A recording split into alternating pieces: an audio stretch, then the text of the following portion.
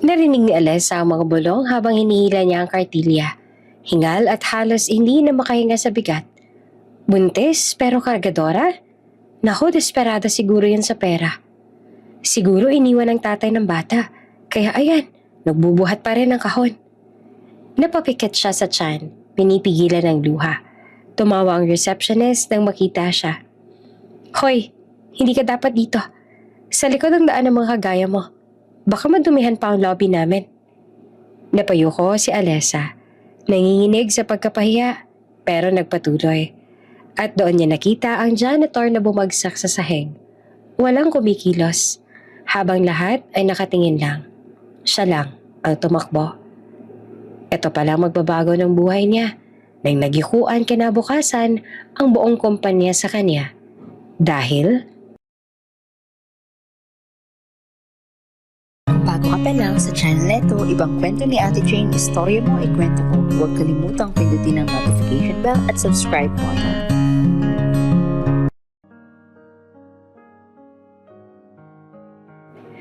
bilisan mo, Alessa, hindi yan uubra sa bagal mo.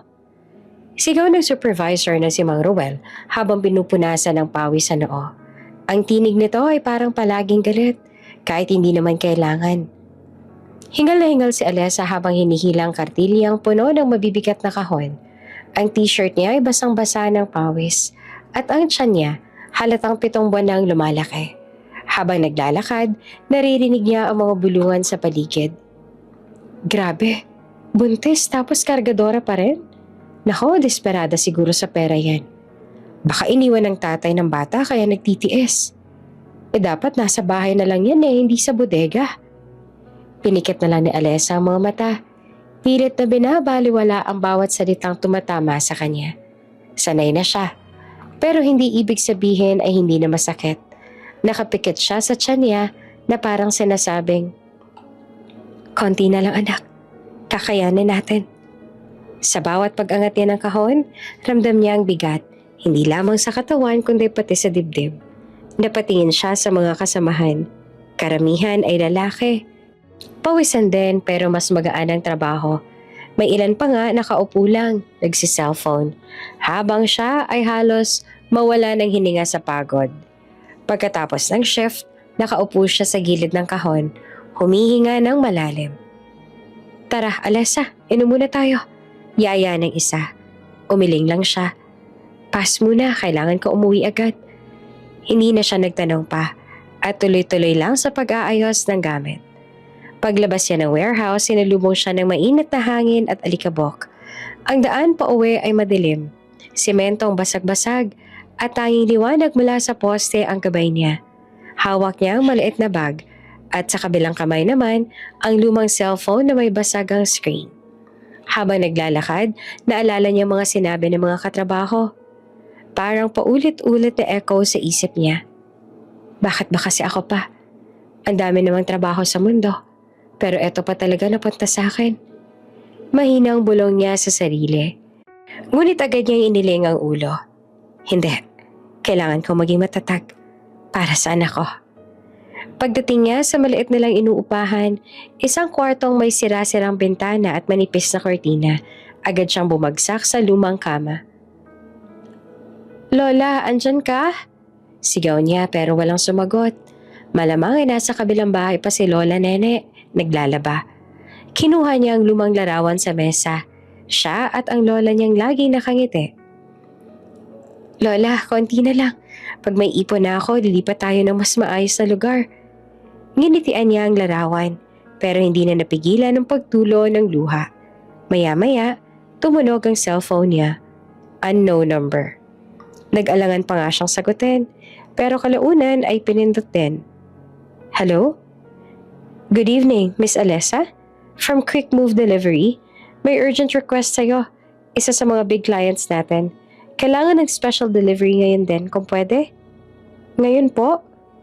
Mas mahina niyang tanong, sabay tingin sa oras. 8:47 p.m. Oo, importanteng package. Tomorrow morning ang deadline.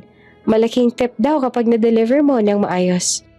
Corporate building sa city center. Send ko sa'yo location. Natigilan siya. Corporate building? Hindi pa siya nakapasok sa ganoong klase ng lugar. Copy po. Sagot niya kahit na may kaba. Pagkababa ng tawag, napahawak siya sa tiyan. Anak, mukhang may bagong laban tayo ah. Kinuha niyang maliit na backpack at sinigurong may baon na tinapay at tubig. Habang nag-aayos, napansin niya ang lumang sapatos na halos punit na ang talampakan. Napabuntong hininga na lang siya. Kaya pa to, kahit isang araw lang ulit. Paglabas niya ng bahay, tahimik na ang paligid. Ang mga ilaw sa kalye ay nangingitim na. Ang hangin ay malamig. Isinakay niya ang kartilya sa tricycle at tumingin sa langit. Lord, sana kayanin ko to. Pagdating niya sa syudad, ibang-iba ang paligid. Ilaw, mga kotse, matangkad na gusali. Sa bawat kanto may mga tao nakasuit at high heels.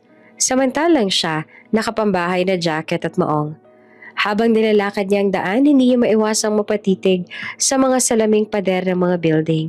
Nakikita niya ang refleksyon niya. Pawisan, pagod, buntis. Pero sa loob ng salamin, puro tao na maayos ang bihis at mukhang walang problema. Parang ibang mundo. Mahina niyang bulong. Tinigil niya ang kartilya sa harap ng nakataas na gusali. Ang pangalan nito nakasulat sa marmol, Ramiro Holdings Corporation. Tinignan niya ang litrato sa cellphone. Iyon nga ang address. Hinigpitan niya ang hawak sa kartilya.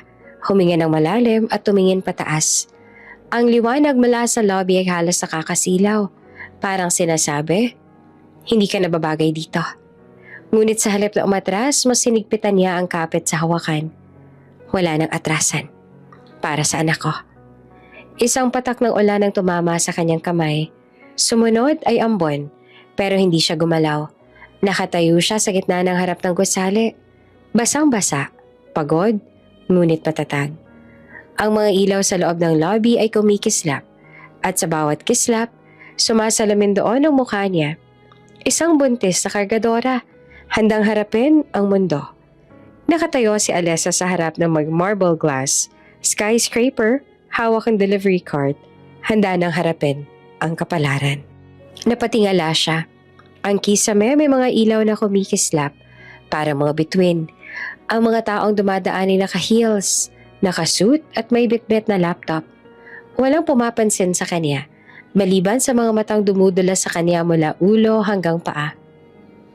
Hoy ma'am, sa likod po ang daan ng delivery. Sabi ng guard na agad siyang hinarang. Magalang siyang ngumiti. Sir, may instruction po na dito ko daw po ihatid. Urgent po para sa Ramiro Holdings. Kahit na. Sagot ng guard, sabay kindat sa kasamang nagbabantay. Hindi kasi pwedeng kartilya mo dito. Baka maggasgasan ng sahig. Naka-marble to, ha? Napayuho siya.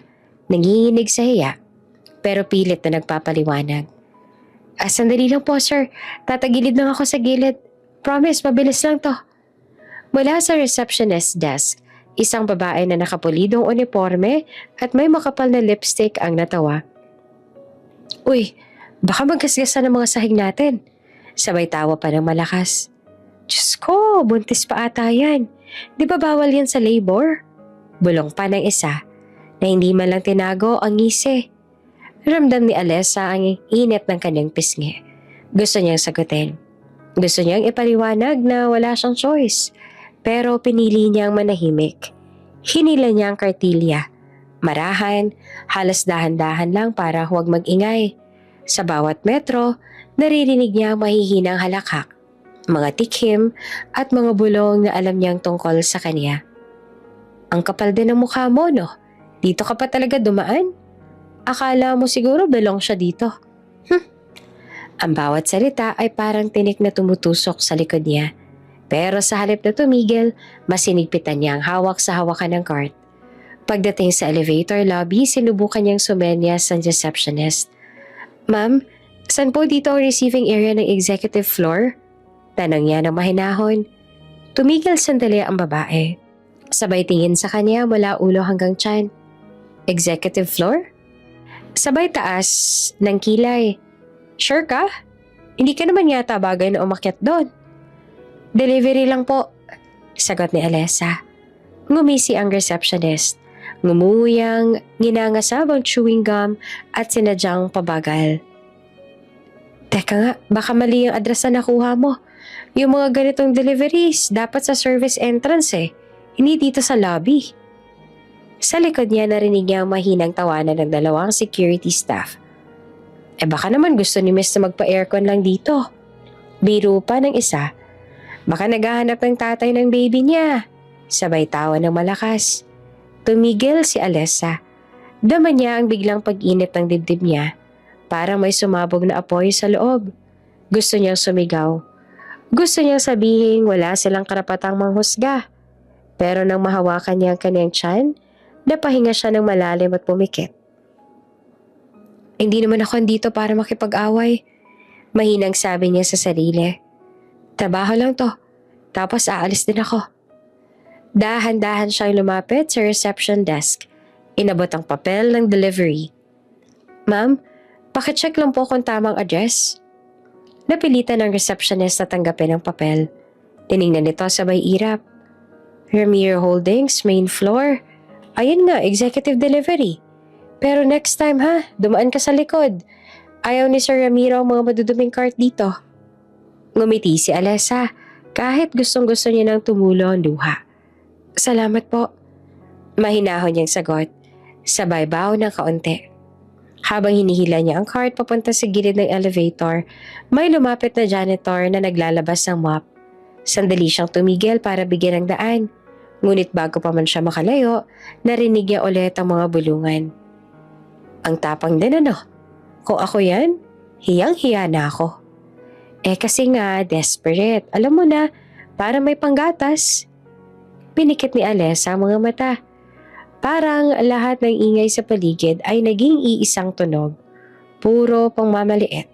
Puro sa ilalim ng lahat ng iyon. May boses sa loob niya na bumubulong. Huwag kang sumuko. Pagdating sa elevator, nakita niya ang refleksyon niya sa salaming pinto. Basang buhok, pawisang noo, at isang kamay na mahigpit na nakahawak sa tiyan. Tumingin siya sa sarili, hindi para kaawaan, kundi para paalalahanan. Hindi ako mahina, bulong niya. Hindi ko kailangang ipaliwanag sa kanila kung bakit ako nandito. Tumunog ang elevator. Sandali siyang napatingin. Ngunit bago pa man siya makapasok, napahinto siya nang marinig ulit ang receptionist. Grabe, kung ako yung boss, hindi ko papapasukin yan. Naka-uniform pa naman tayo dito tapos siya parang galing sa palengke. Napakapit si Alessa sa kartilya. Ramdam niya ang paninikip ng dibdib. Pero imbes sa sagutin, pinili niyang ngumiti. Isang ngiting pilit pero may tapang. Huminga siya ng malalim at marahang pumasok sa elevator. Habang sumasarang pinto, tinitigan niya ang refleksyon niya sa salamin. Para saan ako? Bulong niya.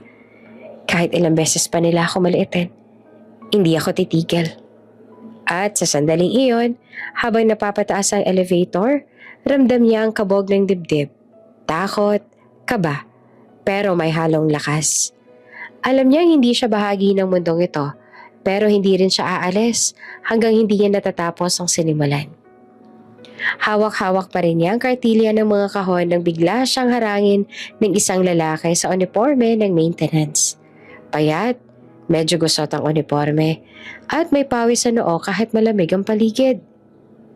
Miss, bawal ka dito sa area na to, sabi ng lalaki. Marahan pero medyo hinihingal. Pasensya na kuya, delivery lang po ko. Sabi po kasi ng receptionist dito raw sa executive floor dadalhin to. Sagot ni Alessa, magalang at mahinahon. Tumango lamang ang lalaki. Oo. Ako na siguro mag-aasikaso niyan. Ako kasi ang janitor dito. Si Gio nga pala. Ngumiti siya ng bahagya. Medyo pagod pero mabait ang tingin. May kakaibang init naman sa mga mata nito. Parang hindi ito tulad ng iba sa gusaling iyon. Salamat ha, sabi naman ni Alessa sabay abot ng form para permahan. Habang nakasandal sa pader si Gio para basahin ang papel, napansin ni Alessa ang bahagyang panginginig ng kamay nito. Kuya, okay ka lang? Tanong niya. Napansin ang unti-unting pamumutla ng mukha nito. Ngumiti naman si Gio kahit nanginginig. Ayos lang, Baka napagod na ako kanina sa pag-aayos ng aircon sa taas. Pero ilang segundo lang, humawak ito sa dibdib at bahagyang napaluhod. Kuya? Gulat na sigaw ni Alessa. Agad niya inilapag ang kartilya at lumapit. Hinawakan niya ang balikat ni Gio, pero ramdam niya ang bigat ng katawan nito. Parang biglang nanghina ang lahat ng laman. Kuya, huwag kang pumikit ha, sabi ni Alessa habang marahang tinatapik ang pisngi ni Gio. Walang sumasagot. Lalo lang nangitim ang paligid ng mga mata nito at bumigat ang hinga. Nagsimulang kabahan si Alessa. Mabilis ang tibok ng puso niya. Tulong! Pwede bang may tumulong dito? Sigaw niya. Pero walang sumilip mula sa mga cubicle. Ilang empleyado ang nagtingin na ng ilang sandali. Tapos agad na binalik ang tingin sa computer. Parang walang narinig. Nanginginig ang kamay ni Alessa habang sinusuportahan ang ulo ni Gio. Kuya, sandali lang ha. May ospital ba dito? Di ba meron? Wala pa rin sumasagot. Nakita niyang dumaan ng dalawang babae. Pareho naka-office attire. Excuse me, tawag ni Alessa na halos pumutok na ang boses niya sa kaba. Naimatay po yata siya. Pwede po bang tulungan niyo ako? Pero imbes na tumulong, nagkatinginan lang ang dalawa. Nako, baka lasing lang yan, sabi ng isa. O baka drama lang. Huwag mong galawin, baka madamay ka pa. Sagot ng isa pa. Sabay lakad, palayo. Naiyak si Alessa sa inis. Hindi siya lasing. Nahihirapan siyang huminga. Pero hindi niya napinansin. Marahang itinagilid ni Alessa ang ulo ni Gio, gaya ng natutunan niya noong aalagaan niya ang lola niya. Kuya, pakinggan mo ko. Tatayo tayo ha. Dahan-dahan lang. Pero nung tangkain niyang itayo ito, tuluyan nang bumigay si Gio. Bumagsak ito sa sahig. Tumama ang siko at muntik pang tumama ang ulo sa pader. Napahawak si Alessa sa bibig at nanginginig. Diyos ko, mahina niyang sabi. Sabay takbo papunta sa hallway. Guard? Nurse? Kahit sino? Sigaw niya na halos paos na. Ngunit tanging katahimikan lang bumalik bilang tugon. Mula sa kabilang dulo ng koridor, may dalawang lalaki pa siya nakitang papalapit. Parehong maintenance din. May mga dalang mop at timba. Kuya, pakitulungan naman ako, nahimatay siya. Tumingin lang isa sa kanila, nagkibit balikat. Si Gio? Ay nako, lagi na lang yan. Matigas kasing ulo niyan, ayaw magpahinga. Kuya, baka naman may sakit siya. Di magpahinga siya pagkatapos ng shift. Baka may nakain lang. Sagot ng isa, sabay lakad palayo. Napaupo naman si Alessa sa tabi ni Gio. Hindi niya alam kung iiyak ba o sisigaw. Ang paligid ay tila umiikot. Hindi dahil sa takot para sa sarili, kundi dahil sa takot na baka mamatay sa harap niya ang tao ngayon pa lang niya nakilala. Hinawakan niya ang kamay ni Gio. Malamig pero mahigpit. Kuya, gising ka naman please. Pakiusap niya na halos pabulong. Hindi kita kilala pero huwag kang bibitaw. Sandaling kumilos ang daliri ni Gio. Parang sinubukan itong igalaw ang kamay. Napasinghap si Alessa. Umaasang senyales iyon ng paghinga. Yan! Sige pa! Hinga lang kuya! Hinga lang! Ngunit muling bumigat ang kamay nito. Parang unti-unti nawala ng lakas. Pinilit ni Alessa na huwag umiyak. Nilingon niya ulit ang hallway. Pero wala nang lumalapit. Walang nurse, walang guard. Isang babae lang mula sa accounting department ang sumilip. Pero agad ding umatras nang makita ang eksena. Baka ako mapagbintangan. Bulong nito bago naglakad palayo. Si Alessa ay desperada na kinuha ang cellphone sa bulsa. Nanginginig ang mga daliri habang nagtatype sa search bar ng map. Nearest clinic, nearest hospital. Habang nakaluhod sa malamig na sahig, hinaplos niya ang buhok ni Gio. Kuya, sandali lang ha, hindi kita iiwan. Sa sandaling iyon, naramdaman niya na may kakaiba sa pakiramdam niya. Parang hindi lang awa, kundi koneksyon. Hindi niya alam kung bakit ganito ang bigat ng loob niya para sa isang lalaki ngayon lang niya nakita. Pero may kung ano namang pamilyar sa mukha ni Gio. Parang isang alaala na hindi niya maipaliwanag. Napatitig siya sa mukha nito habang unti-unting humihina ang paghinga at sa gitna ng tahimik na opisina, Tanging boses ni Alessa ang naririnig. Kuya, kapit ka lang. Huwag kang bibitaw. Nakahindusay si Gio sa sahig habang hawak ni Alessa ang kamay niya. Umiiyak, desperado, at walang kahit sinong lumalapit. Kuya, sandali lang ha. Bulong ni Alessa habang pilit niyang isinasandal si Gio sa pader. Basang-basa ng pawis ang uniforme niya at halos hindi na siya makabangon sa bigat ng katawan ng lalaki. Ngunit sa kabila ng pagod at pag-ikot ng ulo, pinilit pa rin niyang itulak ang kartilya. Ngayon, may kasamang walang malay na tao. Excuse me, pwede ba may tumulong? Halos pasigaw niyang wika habang hinihilang katawan ni Gio, papunta sa clinic sa dulo ng hallway. Walang lumapit.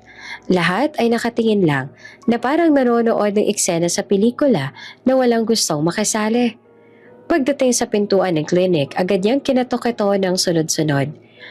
Nurse, pakiusap, tulungan niyo kami. Bumukas ang pinto. Lumabas ang nurse na naka-white uniform at may ID ng kumpanya. Anong nangyari?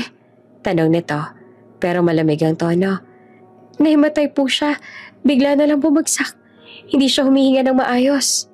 Sabi ni Alessa, halos maiyak na sa kaba. Sinipat lang ng nurse si Gio mula ulo hanggang paa, tapos ay nag-cross sa mga baso. Hindi siya naka-on uniform ng empleyado. Malamig na sabi nito. Janitor po siya dito. Si Gio po. Sagot ni Alessa. Outsourced? Hindi pwede dito. Policy namin to. Baka magkaroon pa ng issue sa HR. Parang sinaksak ng malamig na hangin si Alessa sa dibdib.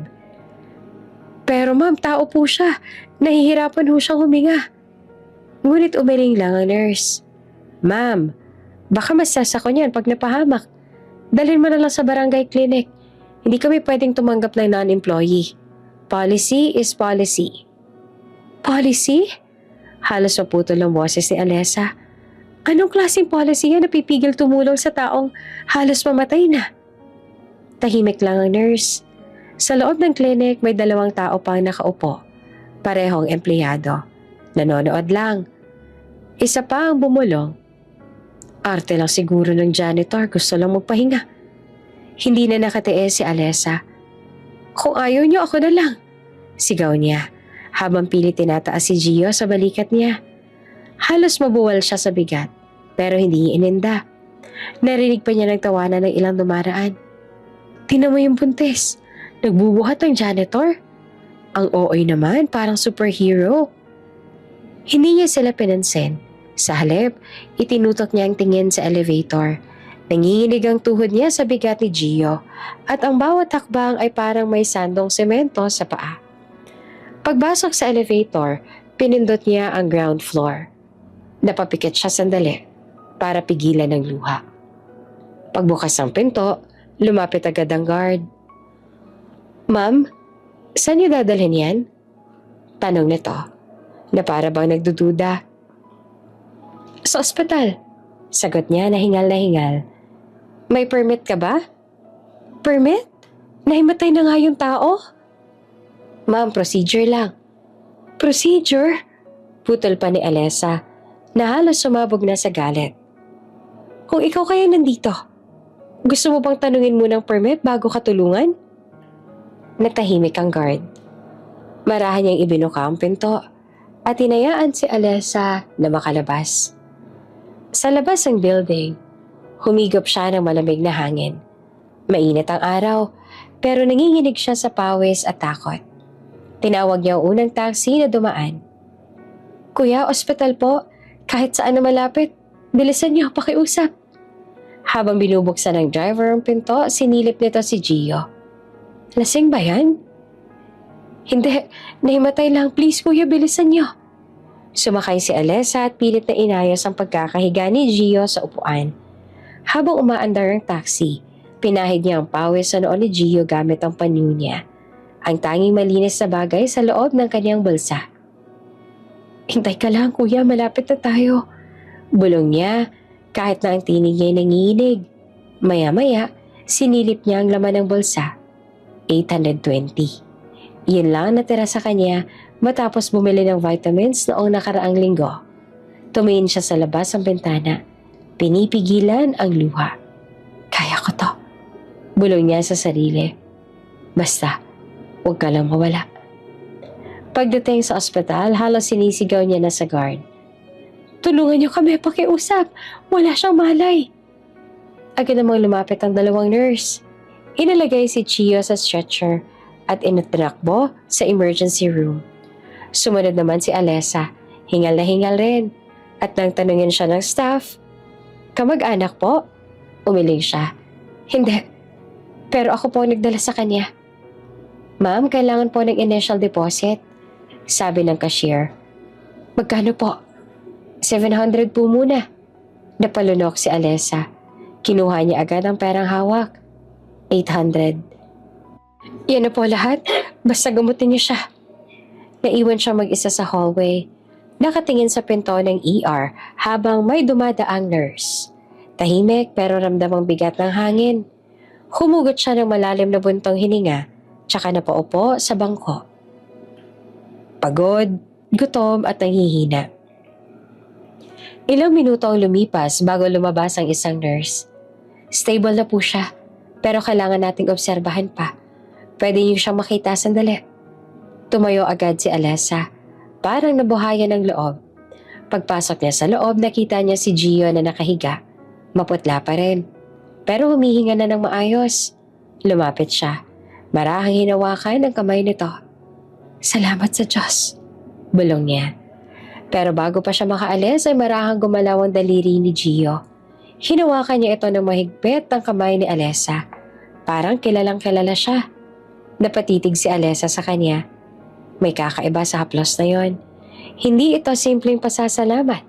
Parang may lambing. May pamilyar na init.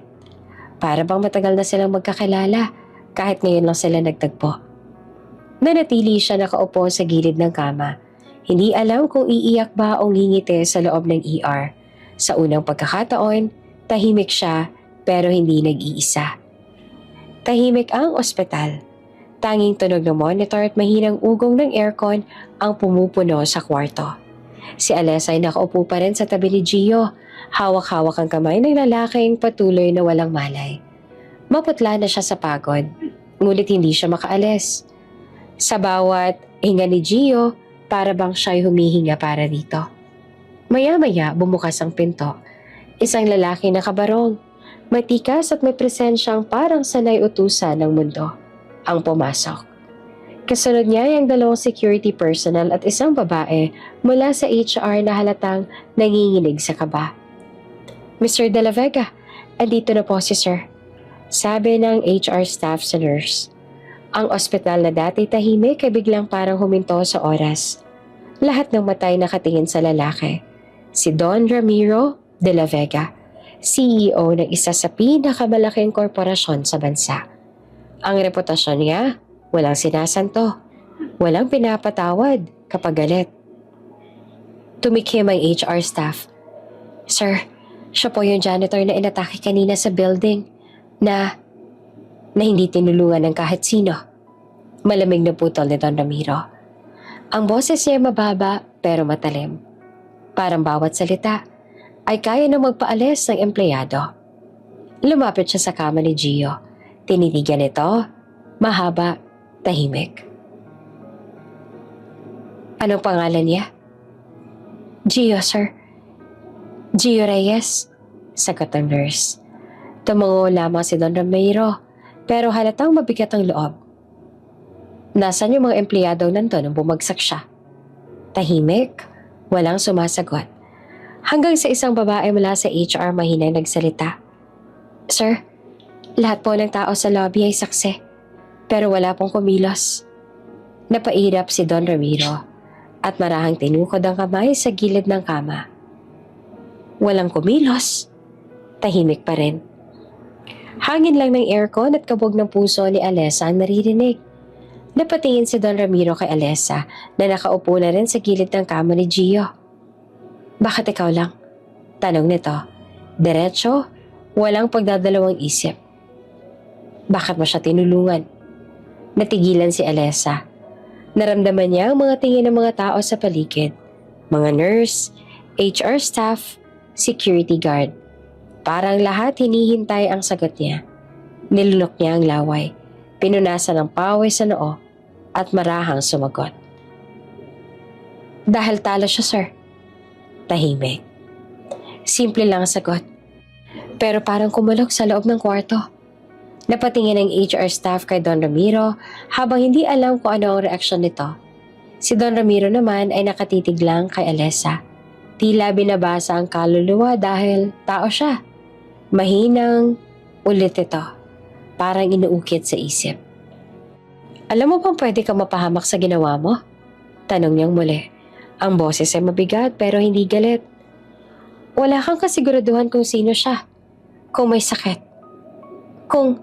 Alam ko po, putol ni Alessa. Mahina pero buo ang loob. Pero mas delikado po yung hayaan siyang mamatay sa harap ko. Kung ganun po, mas hindi ko po kayang tiisin. Napahinto si Don Ramiro. Walang sumagot. Ang mga nurse ay napapatingin lang sa kanila. Halos pinigilan siguro ang paghinga. Anong pangalan mo? Tanong ng CEO na nakataas ang kilay. Alessa po, sagot niya. Trabaho mo? Delivery staff po, kargadora. Napakunot ang noon ng HR staff. Parang nahiya sa narinig. Sir, siya po yung delivery girl kanina sa lobby. Alam ko. Malamig na putol ni Don Ramiro. Siya lang ang tumutulong, hindi ba? Tahimik ang lahat. Maya-maya tumungo ang HR staff. Opo, sir. Lumapit si Don Ramiro kay Alessa. Halos magkatapat na ang mukha nila. Ang mga mata niya ay malalim. Matalim. Sanay magpasuko na kahit sino. Pero sa sandaling iyon, parang may bahid ng respeto. Hindi mo siya kilala. Wala kang pakinabang sa kanya. Pero tinulungan mo pa rin. Wala po akong kailangan na kapalit. Sagot ni Alessa. Hindi ko rin po alam kung bakit pero parang may kung anong nagtulak sa akin. Ngumuso lang ang CEO. Parang iniisip ang sinasabi niya. Tumingin ito ulit kay Gio. Natahimik pa rin nakahiga. Saka marahang huminga ng malalim. Ito ang kumpanya ko ngayon. Bulong niya sa sarili. Pero narinig ng lahat. Puro pader, puro batas, puro walang puso. Walang makasagot. Kahit ang HR staff na payuko na lamang. Effective immediately. Sabi niya na matigas ang tono. Suspend lahat ng staff na nasa lobby kanina. HR, gumawa ka ng report. Security, kumuha ng footage. Gusto ko marinig kung sino ang nakatingin lang habang may halos mamamatay na sa harap nila. Yes, sir. Sagot ng HR staff na nanginginig na rin sa kaba. Pagkatapos tumingin ulit si Don Ramiro kay Alessa. Miss Alessa, sabi niya na may malumanay na ngayon ang tono. Salamat sa ginawa mo. Hindi lahat ay may tapang na gaya mo. Nako, wala po yun, sir. Ginawa ko lang po ang tama. Sagot niya na halos hindi naman makatingin sa hiya. Ngumiti ng bahagya ang CEO. Ang tama, minsan yan ang pinakamahirap gawin. Ilang segundo pa silang nagkatitigan. Tapos marahang tumalikod si Don Ramiro, iniwan ang mga utos sa parang bagyo. Ngunit bago siya tuluyang lumabas ng silid, saglit siyang lumingon kay Gio. May halong lungkot sa mga mata. Bumangon ka, anak. Mahina niyang bulong. Halos hindi marinig ng iba. Hindi narinig iyon ng kahit sino. Maliban lamang kay Alessa na nakatayo malapit. Napalunok siya at parang may gustong itanong pero hindi niya magawa. Paglabas ng CEO, biglang dumami ang bulong-bulungan sa hallway. Anak daw? Hindi nga. Janitor yun ah. Baka mali ang pagkarinig mo. Ngunit si Alessa tahimik lang. Nakatitig sa pinto kung saan lumabas ang CEO. Sa isip niya, umaalingaw pa rin ang sinabi nito. Ang tama, minsan yan ang pinakamahirap gawin. Tumungo siya ulit sa kama ni Gio at marahang hinawakan ng kamay nito. Ngayon ay mas determinado siya. Hindi niya man kilala ang lalaking to pero alam niyang konektado sila sa paraang hindi pa niya lubos maintindihan. At sa labas ng ospital, isang itim na kotse ang umalis. Sa loob, si Don Ramiro, tahimik na nakatingin sa labas ang bintana at sa kamay niya, isang lumang litrato ng batang lalaki. Nakangiti sa tabi ng isang babaeng hindi niya nakita. Buhay ka pa pala. Mahina niyang bulong. Mabigat. Iyon ang unang naramdaman ni Gio nang dahan-dahan siyang magmulat ng mga mata. Ang liwanag mula sa fluorescent light ay parang tumatagos sa balat niya. May tunog ng monitor. Tanda ng tibok ng puso niyang muling bumabalik sa ritmo ng buhay. Saglit siyang napatitig sa kisame. Wala siyang maalala. Hindi kung bakit siya naroon. Hindi kung anong nangyari. Hindi man lang kung sino siya. Ang katawan niya ay mabigat, parang binuhusan ng tingga. At habang dahan-dahan niyang inikot ang tingin, isang mukha ang unang nakita niya, si Alessa. Tahimik ito nakaupo sa gilid ng kama, nakayuko at tila gising buong magdamag.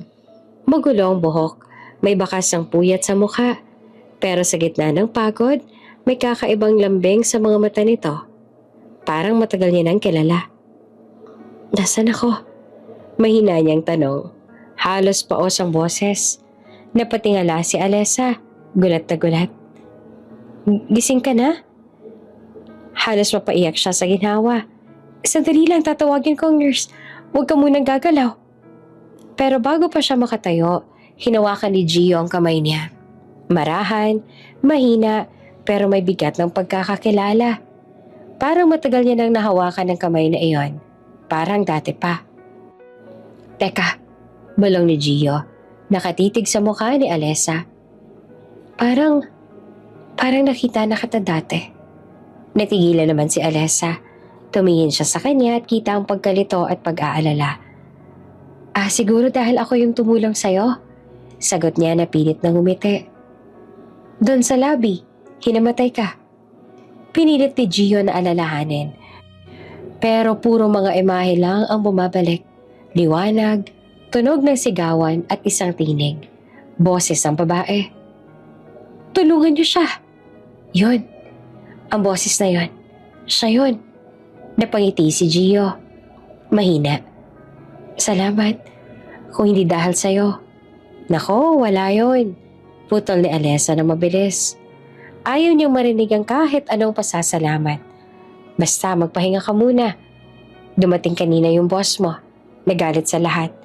Siguro matutuwa siya. Gising ka na. Ngumiti siya. Pero may halong kaba. Parang gusto niyang umalis. At bago pa muli makapagsalita si Gio, dahan-dahan na siyang tumayo.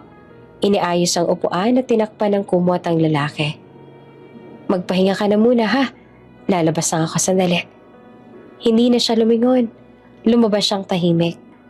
Halos hindi humihinga. Pagkasara ng pinto, tinitigan ni Gio ang paligid. Sterile, puti, walang personal na bagay. Pero sa tabi ng kama, may maliit na vase sa may bulaklak. May tuyong sunflower.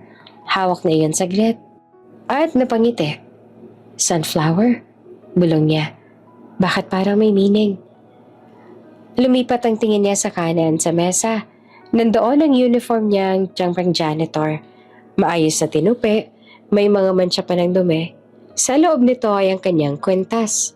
Lumang pendant, kulay pink na may ukit ng maliit na buwan. Hinawakan niya ito. At sa sandaling iyon ay parang may bumabalik na alaala. Napahinto siya.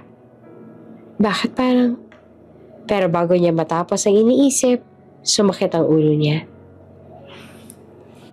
Parang pinipilit ng utak niyang kalimutan. Sa hallway si Alessa ay nakatayo sa labas ng silid. Hawak-hawak ang tiyan niya na para bang may bahagyang kirot.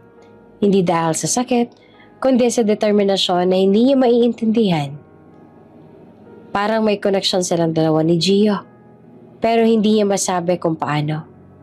Hindi niya alam kung bakit nang makita niya ito nagising, bigla siyang nakaramdam ng lungkot. Hindi tuwa, kundi takot. Hinugot niya mula sa damit ang kwentas sa palagi niyang suot. Parehong pendant, kulay pilak, may ukit din ang buwan. Hinaplos sa iyo ng dahan-dahan. Parang pinapawi ang kaba sa dibdib. Naaalala niya ang gabing ibinigay iyon sa kanya. Isang taong lalaki sa labas ng lungsod. Maulan, may nangyaring hindi niya muling gustong balikan. Binigyan siya ng kwentas bilang paalala ng isang gabi ng pagkakakilanlan, ng kabaliwan, ng sandaling gusto niyang kalimutan pero hindi niya magawa. Ang lalaki, hindi niya na muling nakita. Ang mukha, malabo na sa isip niya. Pero ang boses minsan sa panaginip niya, naririnig pa rin niya. At ngayon, sa loob ng silid, may lalaking may ganon ding kwentas. Ngunit habang lumalakad siya palayo sa silid, hindi niya maiwasang lingunin ang pinto. Parang sandali nagtagpo ang mga mata nila. Kahit alam niya hindi naman talaga. Parang may biglang humigpit sa dibdib ni Alessa. Isang pakiramdam na matagal niya nang tinatago. 2 kwentas. Magkaibang tao. Isang disenyo.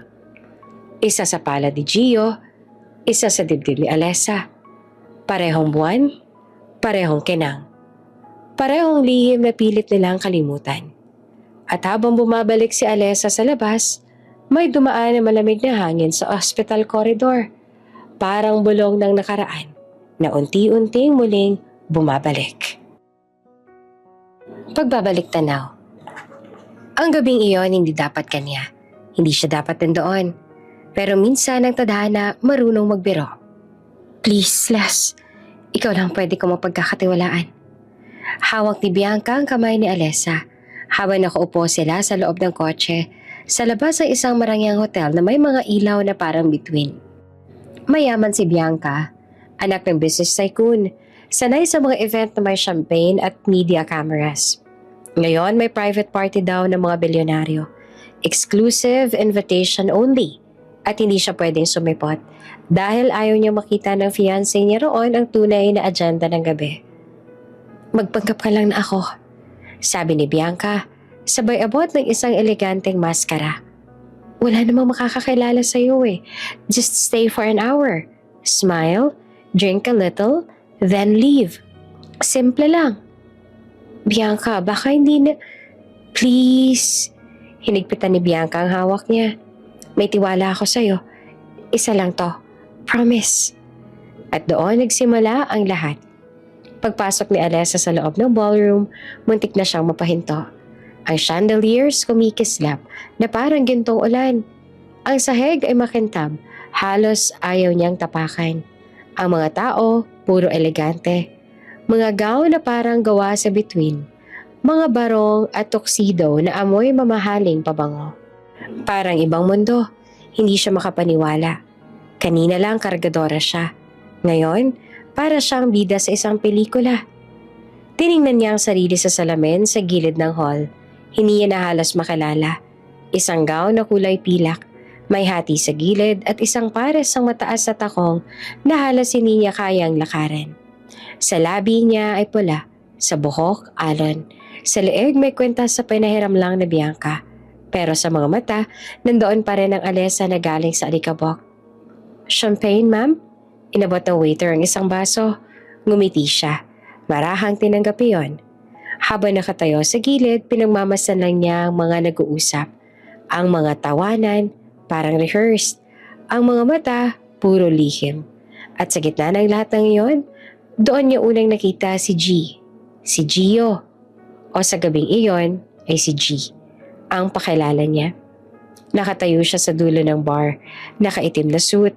May misteryosong ngiti at may mga matang parang may kwento. Hindi siya ang tipong mapapansin agad pero may presensya siyang mahirap ipaliwanag. Tahimik pero malalim. Nang magtagpo ang mga mata nila, sandaling tumigil ang musika sa isip ni Alessa. May kung anong humila sa kanya palapit. Parang kabang sabay kilig. Lumapit si Gio, hawak ang baso. Hindi ka yata sanay sa ganitong lugar. Bulong niya. Mahinahon ang boses. Napatawa si Alessa na medyo nagulat. Ganun ba kalata? Hindi naman, sagot niya. Pero iba yung tingin mo. Yung parang gusto mong lumabas pero ayaw mo ring umalis. Napayuko si Alessa, pilit na tinatago ang ngiti. Siguro kasi hindi ko alam kung saan ako lulugar. Tahimik si Gio saglit tapos ay ngumiti. Gusto mong sumayaw? At doon, nagsimula ang gabing hindi na mabubura. Habang tumutugtog ang isang slow piano, marahan niyang hinawakan ng kamay ni Alessa. Mainit ang palad nito, kalmado, at kahit sa gitna ng ingay ng tao, tila silang dalawa lang ang nandoon. Sa bawat ikot nila sa dance floor, unti-unting lumalambot ang mundo. Ang mga mata ni Gio puno ng pag-uusisa, parang may hinahanap. Ang mga mata naman ni Alessa puno ng kaba, parang may tinatagong lihim. G? Tanong niya. Ano bang ibig sabihin ng pangalan mo? Ngumiti lang si Gio. Depende. Minsan, goodbye. Minsan, ghost. Pero ngayong gabi, tumingin siya sa mga mata ni Alessa. Gentle. Napatawa naman si Alessa pero sa loob niya, may kung anong kumalabi. Matagal niya nang hindi naramdaman yon. Yung pakiramdam na parang ligtas siya, na kahit isang gabi lang, pwede siyang maging ibang tao. 1, 2, 3 baso ng wine. Hindi niya namalaya na malakas pala iyon. Ang paligid unti-unting lumambot, parang nagiging panaginip. Ang mga ilaw nagiging parang alon, at sa gitna ng lahat, si Gio lang ang malinaw. Lumapit ito, marahang itinabi ang isang hibla ng buhok niya. Ang ganda mo, bulong niya. At sa sandaling iyon, nakalimutan ni Alessa na siya ay si Bianca. Nakalimutan niyang galing siya sa likod ng warehouse. Ang alam lang niya, itong unang gabing may tumingin sa kanya na parang hindi siya basura. Lumipas ang oras, nauwi sila sa veranda ng hotel sa ilalim ng ilaw ng buwan. Tahimik, malamig ang hangin, amoy alak at halakhak. Tumingin si Alessa sa langit. Baka bukas, pagsisihan ko to. Baka nga, sagot ni Gio na may ngiti. Pero ngayong gabi, huwag muna nating isipin yung bukas. Tumingin siya dito, at doon, unti-unti nang lumabo ang pagitan ng tama at mali, ng katotohanan at pantasya. Isang yakap, isang halik, at ang gabing iyon ay nagbago ng landas ang dalawang taong hindi dapat nagtagpo. Mainit pa ang hangin sa kwarto. Amoy alak, amoy pabango, amoy alaala ng gabing parang panaginip. Dahan-dahan niyang iminulat ang mga mata, at sa isang iglap, bumalik sa isip ni Alessa ang lahat. Ang sayaw, ang ngiti ni G, ang mga kamay na humawak sa kanya na parang takot siyang mabasag. Ang mga salitang hindi na kailanman nasabi. Ngunit ngayon, tahimik na ang paligid. Wala na si G. Napabangon siya at agad na hinanap ang presensya nito. Ang pinto ng suite, nakabukas ang bahagya, humahampas sa malamig na hangin. Sa mesa may basong may natirang wine at sa tabi nito ay isang kwentas. Ang pendant na hugis wine. Ang parehong pendant na nakasabit sa leeg ni Gio sa kasalukuyan. Pero hindi pa niya alam iyon. Dahan-dahan niyang dinampot ang kwentas. Parang pinapakinggan kung may tibok pa ng alaala. May maliit na papel sa ilalim nito. May sulat kamay na halos punit na sa pag-iyak ng tinta. For the night we both didn't plan, but we'll never forget. Napahawak siya sa dibdib. Pakiramdam niya ay may kumalas na bahagi ng sarili niya. Isang parte ng puso niyang hindi niya kilala. Pero nang mawala ang pinaka-importante sa kanya, parang hindi na siya buo. Umupo siya sa gilid ng kama. Nakatingin lang sa kwentas sa parang iyon na lang ang katibayan na hindi lahat ay panaginip. Sa labas ng bintana, unti-unti nang sumisikat ang araw. Pero para kay Alessa, parang lalong dumidilim. Hindi niya alam kung ano ang mas masakit. Yung hindi niya alam kung sino talaga si G o yung alam niyang hindi na sila magkikita. Lumipas ang mga araw, bumalik siya sa dati niyang buhay. Pawis, alikabok at mga kahon. Walang trace ng babae sa pilak na gown. Walang bakas ng hotel ballroom o chandeliers. Ang natira lang ay ang pendant na nakasabit ngayon sa kanyang dibdib. Lagi niyang dinadala sa tuwing pagod siya. Sa tuwing pakiramdam niya ay wala ng bukas. Hanggang sa dumating na ang araw na yon. Ang araw na natuklasan niyang may buhay na nabuo sa loob niya. Sa unang pagkakataon, tumingin siya sa salamin. Hindi bilang kargadora, hindi bilang impostor, kundi bilang ina. At habang pinagmamasa ng maliit na umbok ng kanyang tiyan, hinawakan niya ang pendant at bumulong. Kung sino ka man, Salamat. Dahil kahit isang gabi lang, pinaniwala mo akong karapat-dapat akong mahalin. Kasalukuyan. Tahimik ang ospital. Ang puting ilaw, malamig na parang yelo. Sa loob ng silid ay nakahiga si Gio. Mahina pa rin, pero dahan-dahang gumigising. Nakaayos na siya ngayon. Wala na sa maruming uniforme ng janitor. Naka-patient gown at sa tabi ng unan niya, may isang maliit na kwenta sa kanyang bulsa. Dumilat siya at parang nagising sa panaginip na matagal nang tapos. Mabigat pa ang ulo niya. Pero ang unang pumasok sa isip niya ay ang mukha ng babaeng tumulong sa kanya. Yung buntes na kargadora. Yung mga mata nitong puno ng awa pero may lakas. Yung boses nitong nanginginig pero may tapang. Alessa, mahinang tawag niya, halos bulong lang. Pero walang sumagot. Tanging tunog lang ng makina ng ospital ang narinig niya. Ibinaba niya ang kamay niya sa bulsa. Doon niya naramdaman ang kwentas. Dahan-dahan niyang inilabas iyon. Hawak niya ang pendant na hugis buwan. Bahagyang napangiti si Gio, pero agad ding napakunot ang noo. Parang may mali. Parang may kulang. Hindi niya maipaliwanag kung bakit, pero may kakaibang init sa pendant. Parang may koneksyon sa isang bagay o sa isang tao na matagal niya nang hinahanap. Sa kabilang dulo ng ospital, lumabas si Alessa mula sa billing section. Pagod, walang tulog, at may band-aid pa sa braso dahil sa stress. Bitbit ang maliit na bag at karton ng natirang mga gamit sa delivery. Ngayon lang siya nakahinga ng maluwag, pero may bigat pa rin sa dibdib niya.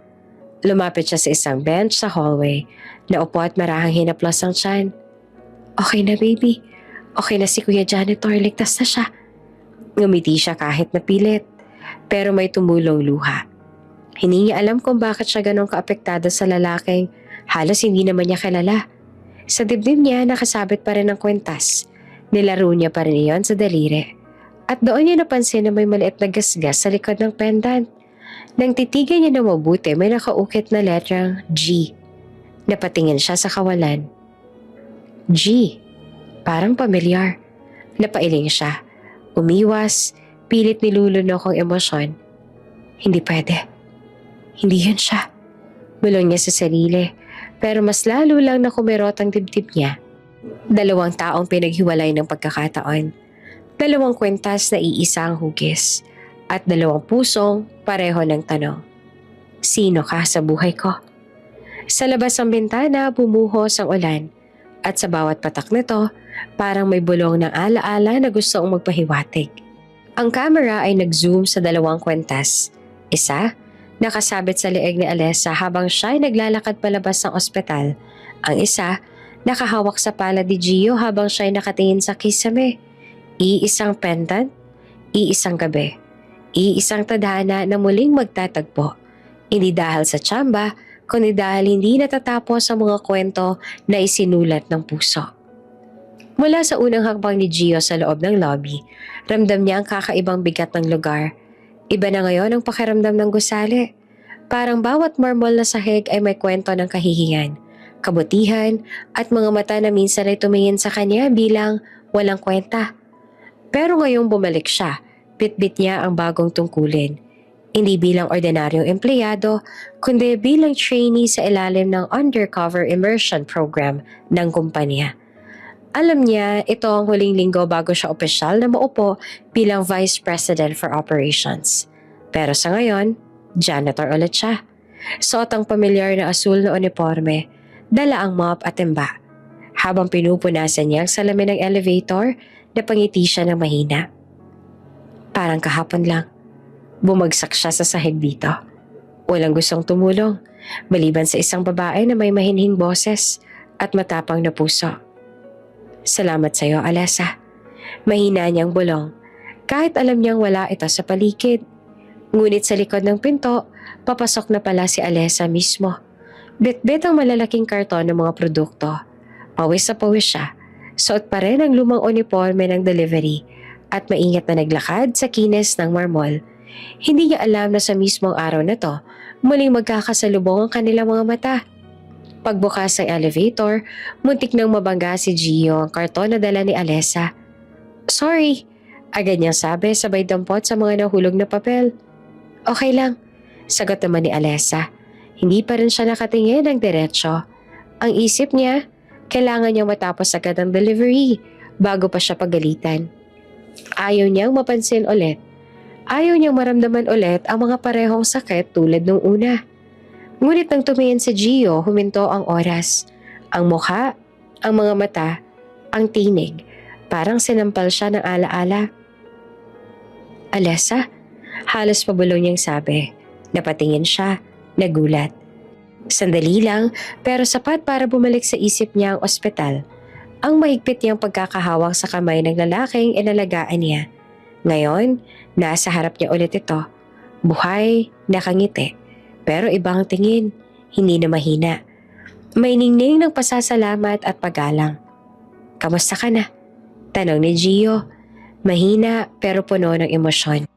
Maayos naman po. Kayo? Iwas si Alessa. Pinilit paging kalmado kahit kumakabog ang dibdib niya. Hindi siya makatingin ng diretsyo. Baka mabasa sa mga mata niya ang mga lihim na matagal niyang tinago. Salamat nga pala sa ginawa mo ng isang araw.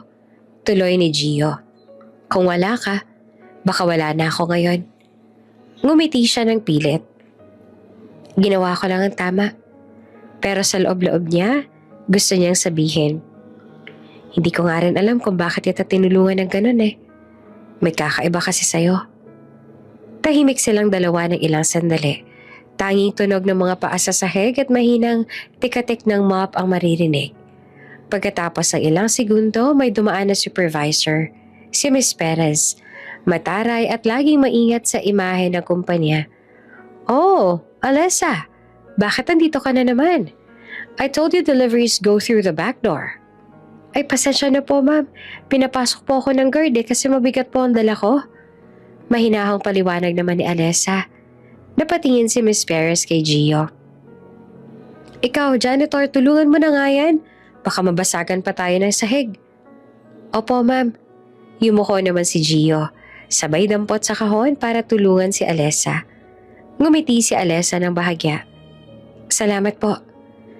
Walang anuman, sagot ni Gio na halos pabulong.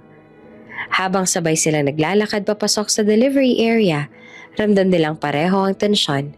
Habang may pader ng emosyon sa pagitan nila, hindi galit kundi hiya, takot at isang lihim na hindi pwedeng lumabas.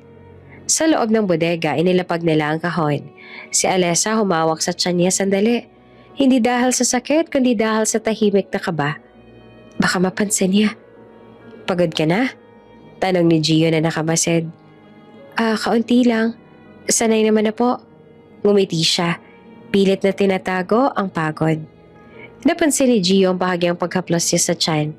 Napakunot noo siya, pero hindi na nagtanong. Sa halip, iniabot niya ang isang malamig na bottled water. Para sa'yo. Wala kang kasama, diba? Thank you. Tinanggap ni Alessa pero hindi pa rin tumingin ng diretsyo. Tahimik lang ulit. Hanggang sa may lumabas sa grupo ng empleyado sa kabilang side ng bodega. Nagtatawanan habang nagkakwentuhan. Uy, yan yung buntis na kargadora, diba? Pabulong pero malinaw. Nako, kung baka kay kani-kanino lang yan. Lagi kasing mag-isa. Nanigas si Alessa pero hindi siya tumingin. Pinili niyang lunukin ulit ang sakit. Si Gio naman ay napatingin sa kanila.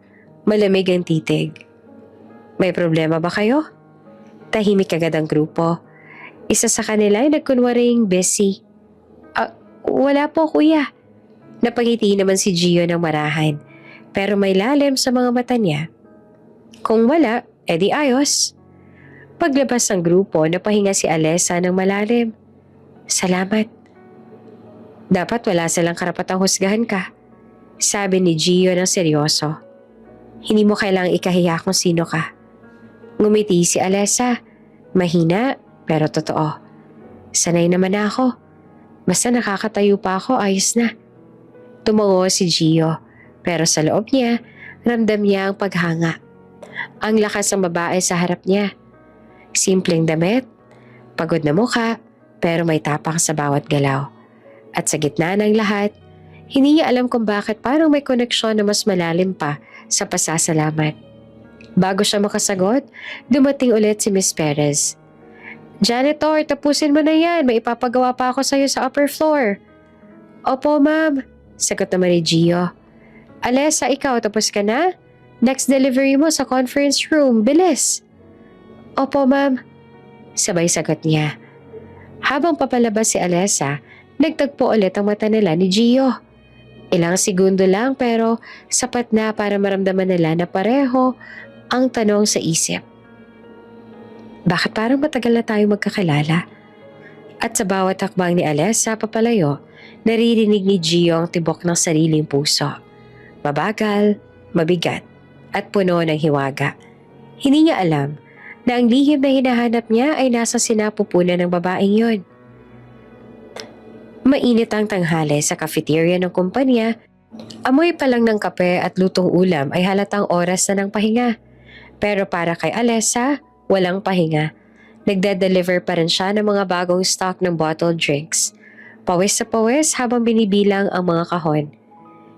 Dito mo lang ilagay, sabi ng isang staff na halos hindi mo lang siya tinitingnan. Pero bilisan mo ha, may meeting pa kami. Opo, mahinahon niyang sagot. Naglakad siya papunta sa counter habang bitbit ang tray ng mga juice bottle. Ngunit sa biglang pagkakabundol ng isang empleyado, nadulas ang isa sa mga bote. Tumalsik ang orange juice sa sahig at sa paanan ng HR head na si Miss Clarice Villanueva. Lahat ng tao sa cafeteria ay natigilan. Si Miss Clarice nakataas ang kilay, nakapamewang at parang handang mangasab. Who did this? Malamig ang tanong. Si Alessa agad na yumuko at nagsabing, Pasensya na po, ma'am. Ako po. Of course, it's you. Tumawa na mapait si Miss Clarice.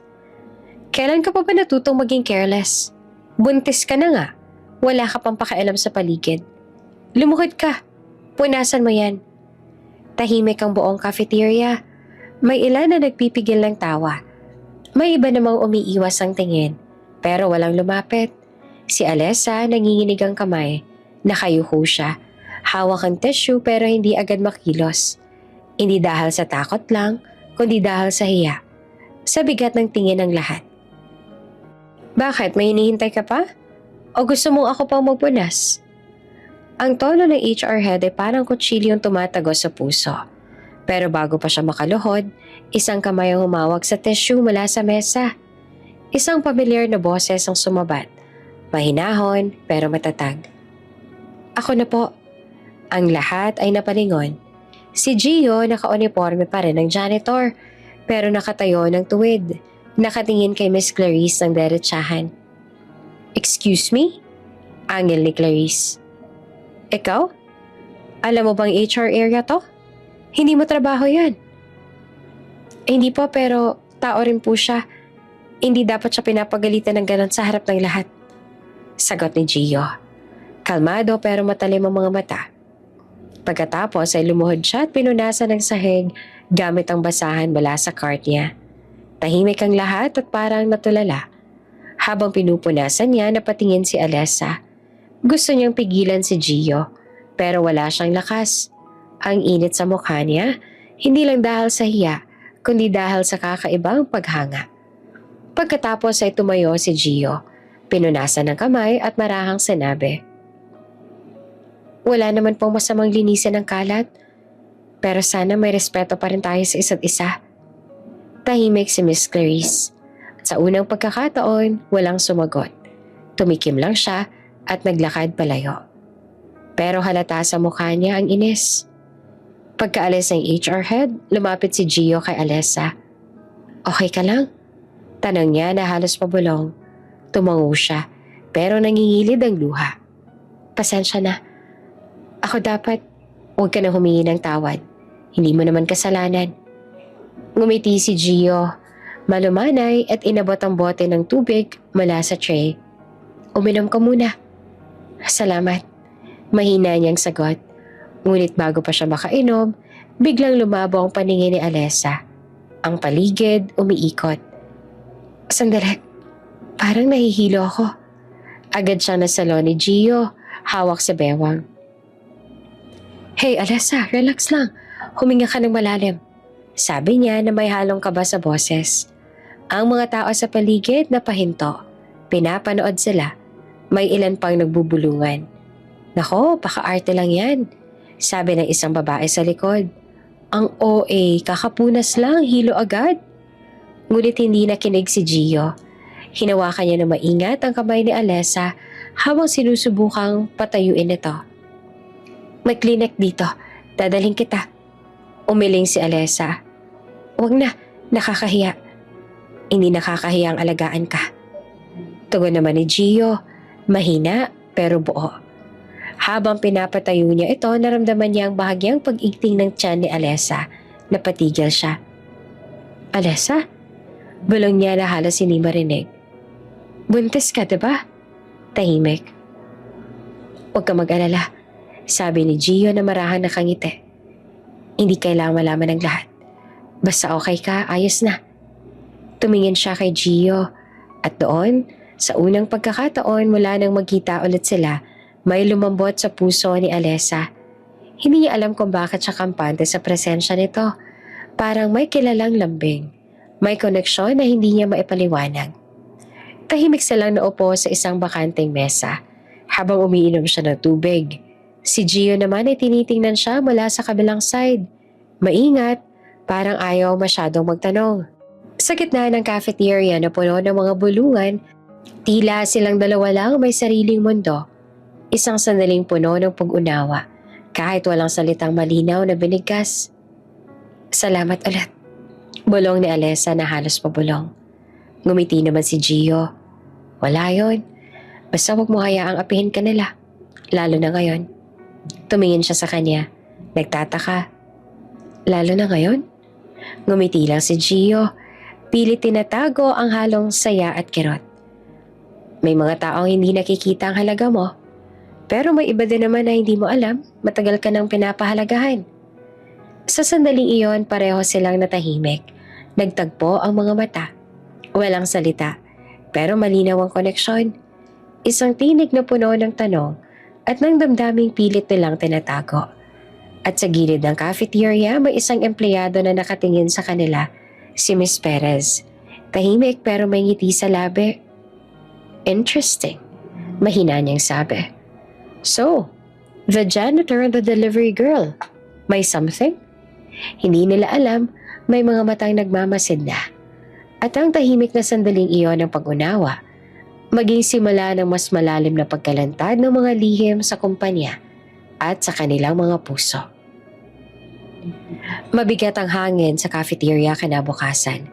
Parang may naiwan na tensyon mula sa eksena kahapon. Ang harap-harapang pagtanggol ni Gio kay Alessa. Tahimik ang mga empleyado habang nagkakape.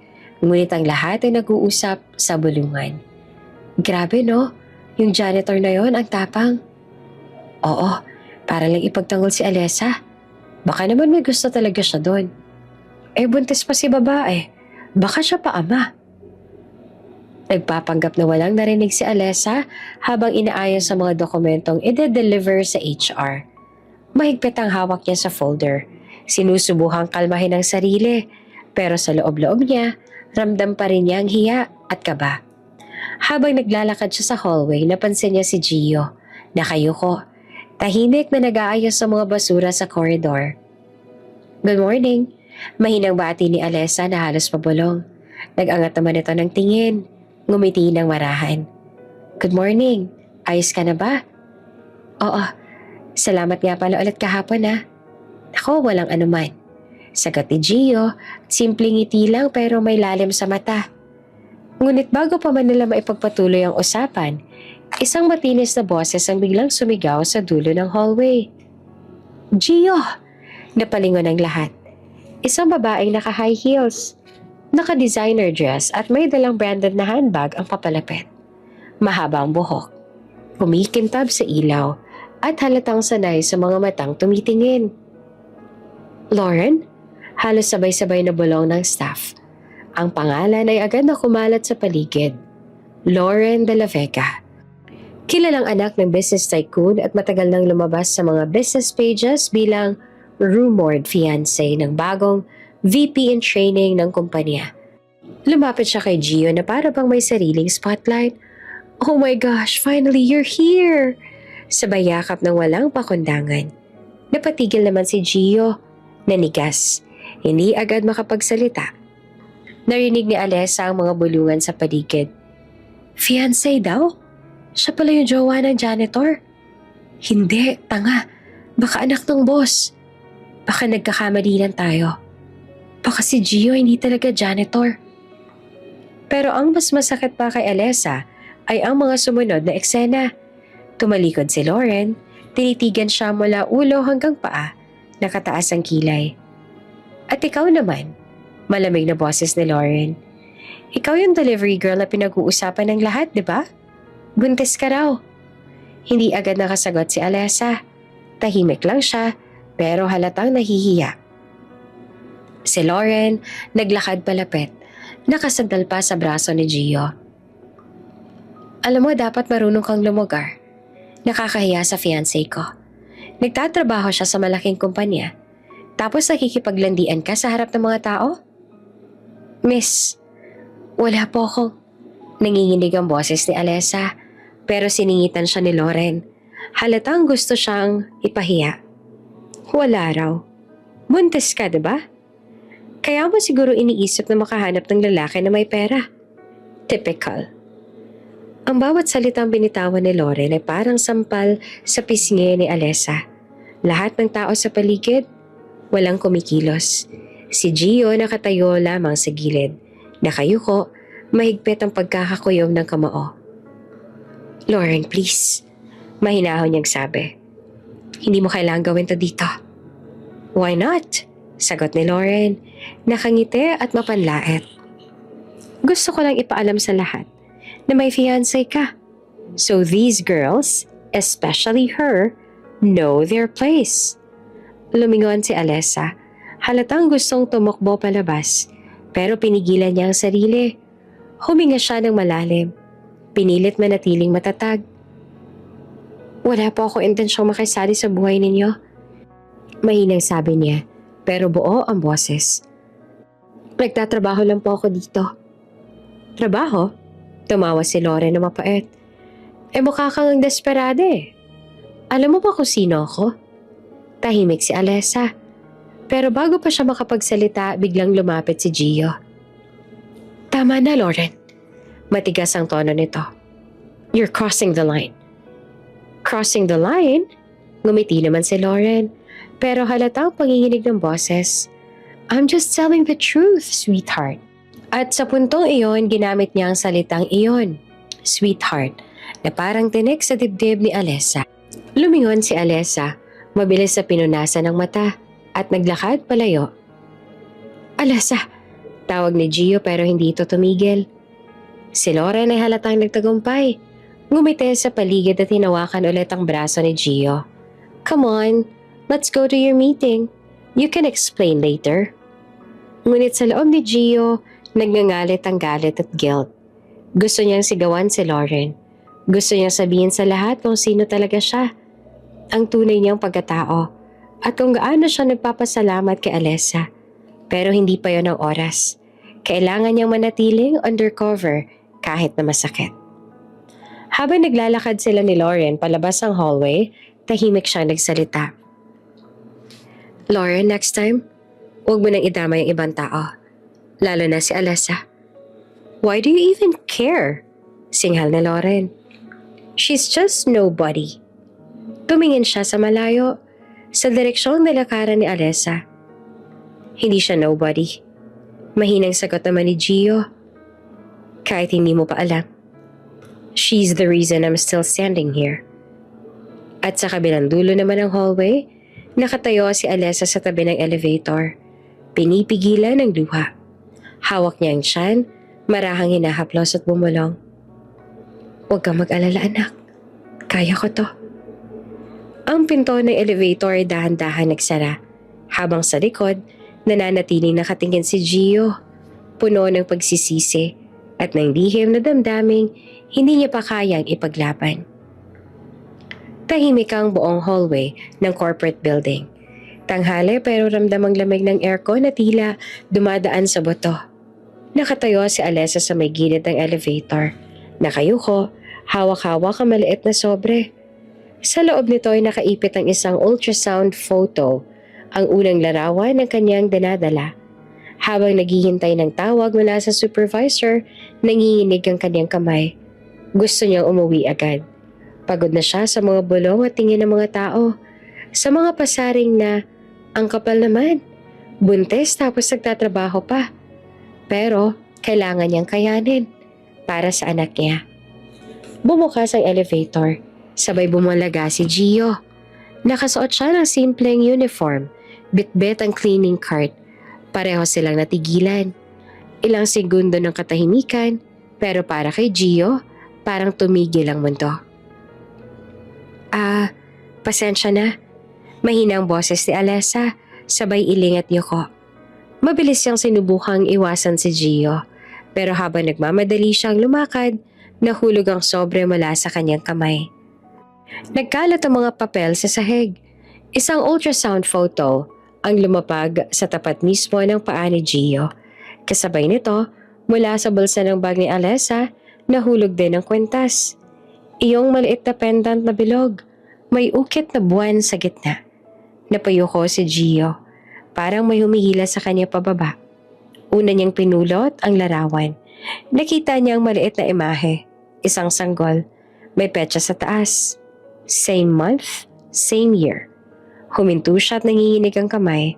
Napatingin kay Alessa pero abala ito sa pag-aayos ng iba pang papel. Hindi alam na hawak na ni Gio ang pinakamalaking sekreto ng gabi nila. Sumunod niyang pinulot ang kwentas. Sa sandaling iyon, parang bumalik ang lahat ng alaala. Ang mahina niyang tawanan noon. Ang amoy ng alak sa gabi ng party at ang gabing pareho silang naligaw sa damdamin. Napasinghap si Gio. Ang pendant na iyon, siya mismong pumili. Ibinigay niya iyon sa babaeng nakilala niya bilang Bianca sa party. Pero si Alessa pala yun. Dahan-dahan niyang sinapo ang kwentas sa palad habang pinagmamasa ng ultrasound sa kabilang kamay. Naramdaman niyang parang pinipigilan siyang huminga. Lahat ng tanong na pinilit niyang kalimutan ay bumalik. Gio? Tawag ng isang staff sa dulo ng hallway, pero hindi siya umimik. Hindi niya kayang iangat ang tingin. Mula sa gilid ng mata niya, nakita niya si Alessa na lumalapit. Ay nako, salamat. Akin yan. Mahina nitong sabi sabay abot ng kwentas at papel. Hindi man lang niya napansin ang pagkakakuyom ni Gio o ang maputlang kulay ng mukha nito. Pasensya na, nadulas lang ako kanina. Dagdag ni Alessa, pilit ang ngiti. Tumango lamang si Gio, halos hindi siya makapagsalita. Nang bumukas muli ang elevator, pumasok si Alessa. Marahan, tanga ng tiyan na para bang may tinatagong mundo sa loob. Naiwan si Gio sa hallway. Nakatulala, hawak pa rin ang memorya ng kwentas sa palad. Pagkasara ng pinto, bumigat ang dibdib niya. Naramdaman niyang nanlambot ang tuhod. Same month, same night, same necklace. Tumulong luha sa pisngi ni Gio.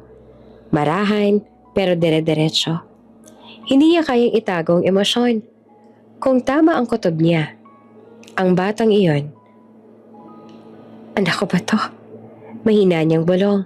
Halos pabulong lang sa sarili, pero puno ng takot, pag-asa at pagsisisi. Napatungo siya. Pinisil ang pendant na naiwan sa kamay niya. May bakas pa ng init mula sa palad ni Alessa. At sa sandaling iyon, para bang muling narinig ni Gio ang mga tawanan ng gabing iyon. Ang huni ng piano sa background at ang tinig ng babaeng hindi niya nalimutan. Ngayon, alam niya hindi na siya makakatakas. Hindi lang ito simpleng pagkikitang muli.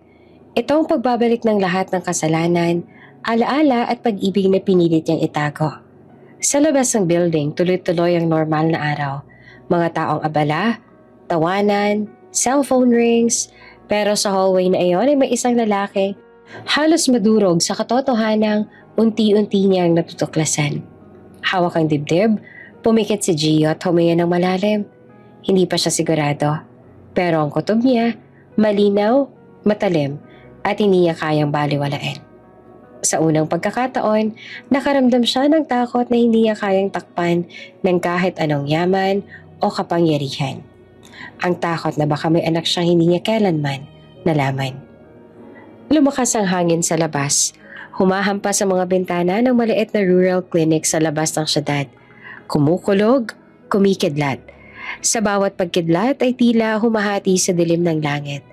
Sa loob ng clinic nanginginig si Alessa, pawis sa pawis, habang humahabol ng hininga. Dok, masakit na po, parang lalabas na siya. Halos pabulong pero puno ng takot. Ang nurse na nagbabantay halatang kinakabahan din. Ma'am, maghintay po muna. Wala pa po si Doc. Naipit pa sa baha sa kabilang bayan. Napapikit si Alessa at kumapit sa gilid ng kama. Pero hindi ko na kaya, Diyos ko. Ang ulan sa labas ay tila sumasabay sa bawat kirot na nararamdaman niya. Sa kabila ng kulog at hangin, biglang bumukas ang pinto ng klinik. Alessa! Sigaw ng isang pamilyar na tinig. Si Gio, basang-basa, hingal na hingal, may putik sa pantalon at halatang tumakbo mula kung saan. Nang makita niya si Alessa, tumulo ang luha nito. Gio, bakit ka andito? Lumapit si Gio.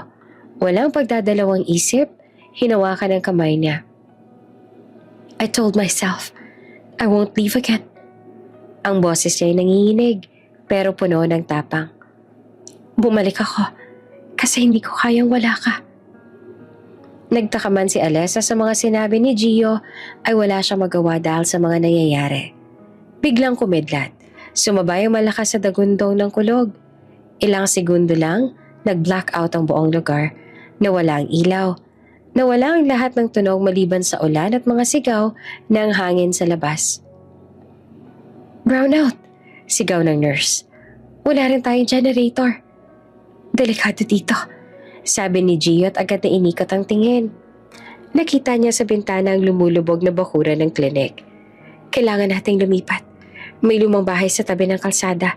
Mas matibay pa yon kesa dito. Tinulungan niya si Alessa na bumangon. Binuhat niya ito ng may buong pag-iingat habang pinoprotektahan ng tiyan. Sa gitna ng ulan, binaybay nila ang madulas sa kalsada. Basang-basa silang dalawa. Nanginginig pero hindi na tumigil si Gio kahit sandali. Pagdating nila sa lumang bahay, yari iyan sa kahoy. Amoy lumang alikabok at kahoy na nabasa at agad niyang pinahiga si Alessa sa luma at sirang sopa. Diyos ko, Gio, parang lalabas na. Okay, huminga ka lang, narito ako. Walang doktor, walang ilaw. Ang tanging liwanag lang ay mula sa mga kidlat sa labas sa paminsan-minsang nagpapakita ng kanilang mga mukha. Hawak-hawak ni Gio ang kamay ni Alessa. Ramdam ang puwersa ng bawat kirot. Kaya mo to, Alessa? Sige lang, huminga ka. Gio, natatakot ako. Hindi mo kailangang matakot, kasama mo ako. Sa gitna ng sigaw, luha at ulan, naramdaman ni Gio na may kakaibang koneksyon silang dalawa. Hindi lang bilang dalawang taong pinagtagpo ng tadhana, kundi bilang dalawang kaluluwang pinagbuklod ng isang gabi at ng isang buhay na bubuo ng panibago. Habang inaalalayan niya si Alessa, napunit ang manggas ng polo niya. Doon, lumitaw ang tattoo sa kanyang braso. Isang maliit na simbolo ng buwan at bituin. Sa bawat kidlat, kumikis na pito. Napatingin si Alessa, namilog ang mga mata. Yan yung tattoo sa party. Napahawak siya sa kanyang balikat, kung saan naman nakatago sa ilalim ng blouse ang kaparehong tattoo. Parehong hugis, parehong simbolo, parehong gabi ng kalasingan at damdamin na hindi na dapat maalala, pero hindi rin kayang kalimutan. Napatitig si Gio sa kanya, parang natulala sa katotohanan. So, it was you. It was really you. Bago pa siya makasagot ay sumigaw si Alessa sa sakit. Gio, ayan na, hindi ko na kaya. Agad siyang kumilos. Nanginginig pero determinado. Tinulungan niya si Alessa na huminga. Hawak ang kamay, pinupunasan ng pawis sa noo gamit ang manggas niya. Makinig ka sa akin, Alessa. Huminga ka. Isa pa, kayanin mo. Gio, natatakot ako, baka... Walang baka. Kasama mo ko. Hindi kita iiwan. Isa, dalawa, tatlong hinga. Hanggang sa narinig nila ang unang iyak ng sanggol sa gitna ng ulan. Mahina pa nung una, pero lumalakas habang tumatagal. Napahinga ng malalim si Alessa. Luhaan. Buhay siya! Ngumiti naman si Gio. Basang-basa, nanginginig pero may luha rin sa mga mata. Buhay siya! Dahan-dahan niyang inabot ang maliit na sanggol. Binalot sa lumang kumot. Tiningnan niya ito. Tapos si Alessa, parehong may halong pagod, takot at hindi maipaliwanag na saya. Tahimik ang sandali kahit sa gitna ng bagyo. Lumapit si Gio, hinalikan ng noo ni Alessa sabay bulong. Ito na yung gabi na hindi ko naiiwan. Sa labas patuloy ang ulan, pero sa loob ng lumang bahay may bagong buhay na nagsimula sa dalawang taong minsan ay pinaghiwalay ng tadhana at muling pinagtagpo ng isang bagyong nagdala ng liwanag. Tahimik ang maliit na silid sa lumang bahay na nagsilbing kanlungan nila magdamag. Amoy pa rin ang pinaghalong pawis, tugo at gatas, mga amoy ng isang bagong buhay. Sa tabi ng kama si Alessa ay nakahiga, maputla pero may ngiti habang pinagmamasan ng sanggol na mahimbing na natutulog sa kanyang dibdib. Gabi na, tanging tunog ng mahina niyang paghinga at mga kuliglig sa labas ang naririnig. Sa tabi niya ay nakaupo si Gio, balot pa rin ng takot at kaba. Kanina pa siya walang imik, nakatitig lang sa mag-ina. Hawak niya ang maliit na kamay ng sanggol. Ang balat nito sobrang lambot, parang pinong tela. Napaluha siya nang maramdaman ang munting paggalaw nito. Ang liit ng kamay niya. Mahina niyang sabi na halos pabulong. Ngumiti naman si Alessa. Pagod, pero masaya. Oo, pero malakas yan. Bigla namang tumigil si Gio. Para bang may bigat na sumalubong sa dibdib niya. Napayuko siya. Hindi makatingin kay Alessa. Ilang segundo ng katahimikan ang lumipas bago siya muling nagsalita. Alessa, mahina niyang sabi. Napatingin siya rito. Halatang pagod pa rin. Huminga ng malalim si Gio. Naramdaman niyang bumigat ang bawat salitang lalabas sa bibig niya. Hindi niya alam kung papaano sisimulan. Pero alam niyang hindi na siya pwedeng manahimik. Hindi na pwedeng itago ang katotohanan. May kailangan ako sabihin sa'yo. Bahagya namang kumunot ang noon ni Alessa pero tahimik lang siyang nakinig. Yung gabing yon, nagsimula si Gio. Nanginginig ang boses. Yung party. Yung gabing nagkakalala tayo. Natigilan si Alessa. Dahan-dahan niyang ibinaba ang sanggol sa tabi habang ang mga mata niya ay nakatutok kay Gio. Paano mo nalaman yan? Nagtagpo ang mga mata nila. Si Gio puno ng takot at guilt. Si Alessa naman puno ng pagtataka. I was there. Sabi ni Gio na halos pabulong. Ako yung lalaki noon, Alessa. Ako yung G. Parang bigla namang lumamig ang paligid. Si Alessa ay napasinghap, napaatras sa unahan. Anong sabi mo? Tumulong luha ni Gio, sabay hawak sa ulo. Parang sinusuntok ng konsensya. Hindi ko alam na ikaw pala yun. Akala ko si Bianca. Yung kaibigan mong nagpakilala sa akin. Pero tayong naloko ng sitwasyon. Hindi ko alam na ikaw pala yung kasama ko. Habang nagsasalita siya, mas lalo siyang hindi makatingin kay Alessa. Nakayuko, nanginginig, at paulit-ulit na humihinga ng malalim. Pilit na pinapakalma ang sarili. Si Alessa naman natulala. Ang mga mata niya ay puno ng luha. Hindi makapaniwala sa naririnig. Hindi mo alam? Mahina niyang ulit, may panginginig sa boses. Gio, yun ang gabing nagbago ng buhay ko. Ang gabing akala ko may nagmahal sa akin. Kahit isang gabi lang. Tapos ngayon sasabihin mo hindi mo alam. Naramdaman ni Gio ang bigat ng bawat salita niya. Tumayo siya, lumapit kay Alessa, pero iniwas nito ang tingin. Alessa, hindi ko sinasadya. I swear, hindi ko alam. Hindi ko alam na ikaw yon. Ibang-ibang mukha mo noong araw na yon. Pero alam mo na ngayon. Pabulong ni Alessa habang pinapahid ang luha. Bakit ngayon mo lang sinabi? Humigop ng hangin si Gio, pero bago siya muli nakapagsalita, itinuloy ni Alessa. Mahina, pero puno ng sakit. Lahat ng pagod, lahat ng sakit, lahat ng hiya. Mag-isa kong tinaes. Bawat araw na tinitingnan ko tong tiyan ko, iniisip ko may lalaki, kahit hindi ako kilala. Minahal ako kahit sandali. Yun lang ang pinakawakan ko, Gio. Pero ngayon, huminto siya. Tumulo ang luha. Ngayon, parang ginulo mo lang ulit. Tahimik si Gio. Nanginginig ang labi at saka siya muling nagsalita. Halos pabulong. Dahil may isa pang katotohanan, Alessa. Dahan-dahan niyang itinaas ang tingin. Diretso sa mga mata nito. Hindi lang ako si Gio. Ang janitor na tinulungan mo. Ako rin ang anak ni Don Ramiro. Ang CEO ng kumpanyang pinagtatrabahuhan mo. Napatigil si Alessa. Parang hindi siya makahinga. Anak ka ni Don Ramiro?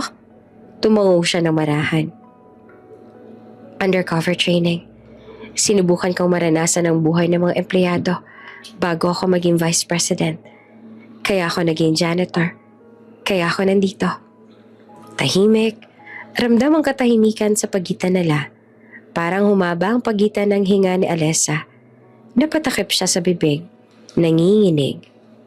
So, lahat ng oras sa tinulungan kita. Ipinagtanggol kita. Pinanood mo lang ako. Habang ikaw pala. Hindi niya na ituloy. Lumuhod si Gio sa tabi ng kama. Umiiyak. Hindi ka sinasadya, Alessa. Hindi ko ginusto na masaktan ka. Hindi ko ginustong itago to. Pero nung nakita ko yung ultrasound, yung kwintas, alam kong kailangan ko na magsabi kasi hindi ko kayang itago pa. Hindi ko kayang mawala ka ulit. Ngumiti si Alessa pero may pait sa gilid ng labi niya. Nalaman mo lang dahil sa bata. Kung hindi, baka hindi mo pa rin ako nilapitan. Umiling si Gio, luhaan. Hindi totoo yan. Hindi pa ako sigurado nung una kung ikaw ba talaga yung babae na kasama ko. Mahal na kita noon pa man. Kahit hindi ko alam na ikaw yon. At mahal pa rin kita hanggang ngayon. Tahimik, tanging iyak ng sanggol ang pumuno sa silid. Hawak ni Alessa ang bata.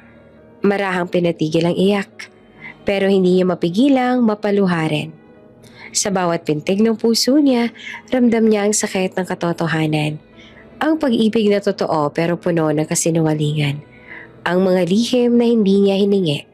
Si Gio nakaluhod pa rin sa tabi, paulit-ulit na humihingi ng tawad.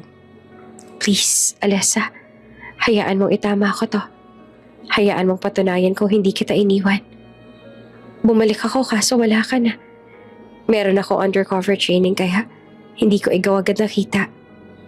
Ngunit sa mga mata ni Alessa, malinaw ang pag-alinlangan. Hindi niya alam kung magtitiwala pa ba siya sa lalaking minsang nagbigay ng panandaliang saya. Pero ngayon, nagdala rin ng pinakamalalim na sakit. At sa gitna ng katahimikan, habang bumabalik sa pagkakatulog ang sanggol, nagtanong siya sa sarili. Hanggang saan ang kaya kong patawarin para sa pag-ibig na to? Maaga pa lang ay nagsimula ng umalingaw-ngawang tunog ng mamahaling sapatos sa marmol na sahig ng Ramiro Group Tower.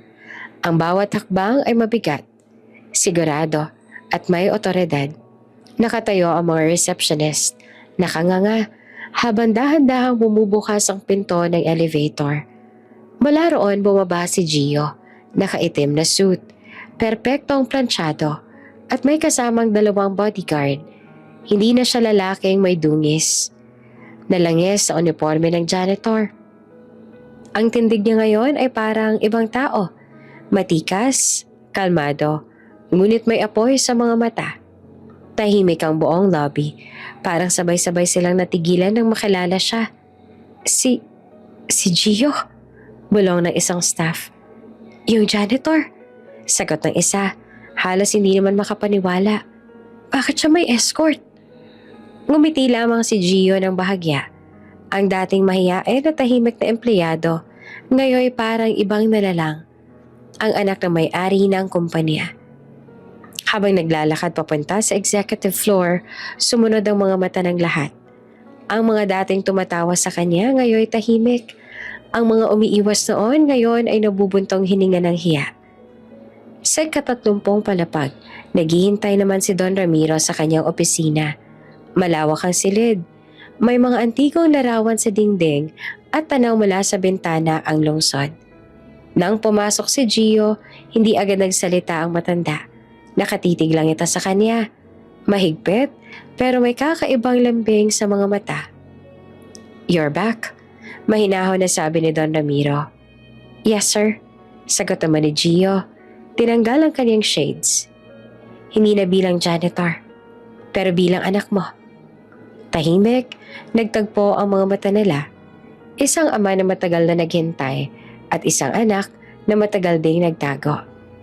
"Sit down," utos si Don Ramiro, sabay abot ng baso ng tubig. "You made quite an entrance downstairs.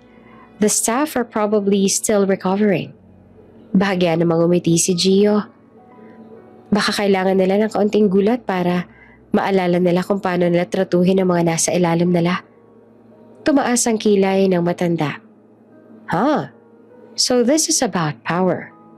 Umiling naman si Gio ng marahan. "Hindi pa. It's about truth." Tumayo siya, huminga ng malalim at lumapit sa mesa. "And I need to tell you something. Lahat ng dahilan kung bakit ako nawala, kung bakit ako nagtagal bilang janitor, may kinalaman sa isang babae at sa isang bata." Napatingin si Don Ramiro, nagbago ang ekspresyon. "Go on." "Her name is Alessa," sabi ni Gio na diretso ang tingin. Isa sa mga empleyado rito. She worked hard, loyal, tahimik lang. Pero dahil sa mga nangyari noon, nabuntis ko siya pa. At ngayon, may anak na ako. Tahimik, walang kumilos. Ang mga kamay ni Don Ramiro ay bahagyang kumapit sa mesa. "You got someone pregnant?" "Yes," matatag na sagot ni Gio. "And I'm not running away from it. I'm taking responsibility. I love her. I love my child." Huminga ng malalim si Don Ramiro. "So, that's what this is about. You disappeared for months. And now you return not just as my son, but as a father." "Yes." Matagal sila nagtitigan. Sa loob ng ilang sandali, tanging tik-tak ng relo sa dingding ang maririnig. Sa huli, bahagyang umiti si Don Ramiro. Hindi ngiti ng pagkadismaya kundi ng pagtanggap. "You found your heart," sabi ng matanda na may halong pagod at lambing sa tinig. Si Gio naman ay tumango, bahagyaring lumuwag ang dibdib. "I did pa. But I didn't just find my heart." Huminto siya, bahagyang napatingin sa labas ng bintana. "I found my family." Isang katahimikan at saka bumuntong hininga si Don Ramiro. "Then maybe it's time this company learns what leadership truly means. Compassion, not power." Nang mga sandaling iyon ay pumasok si Lauren, ang executive assistant na minsan ay nagmamalaki kay Gio at minsang ikinahiya niya. Nakaayos pa rin, ngunit halatang nagulat nang makita ang eksena. "Sir Ramiro, the board members are..." Tumigil siya na makita si Gio. "Gio?" Ngumiti naman si Gio. Kalmado, pero may tinig ang otoridad. "Good morning, Lauren. Or should I say, assistant manager." Napasinghap siya at hindi alam kung ngingiti ba o yuyuko. Akala ko." "Akala mo janitor lang ako." Putol ni Gio. Mahinahon pero may bigat. "At akala ko rin dati. Kailangan ko magmakaawa para mapansin. Pero ngayon alam ko na, hindi mo kailangang ipilit ang sarili mo para mapatunayan ang halaga mo." Namilog ang mata ni Lauren at napayuko at halos hindi makatingin. Si Don Ramiro naman seryosong tumingin sa kanya.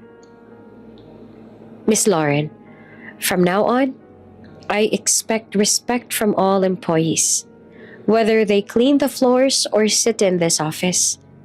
"Yes, sir," Mahina niyang sagot na halos nanginginig. Lumapit si Gio sa ama at marahang inabot ang kamay nito. Thank you for letting me do things my way, pa. Ngumiti naman si Don Ramiro sabay sagot. You did more than what I expected. You learned what no classroom could teach. Humility. Tumango naman si Gio. And love. Pagkatapos ay sabay silang lumabas ng opisina.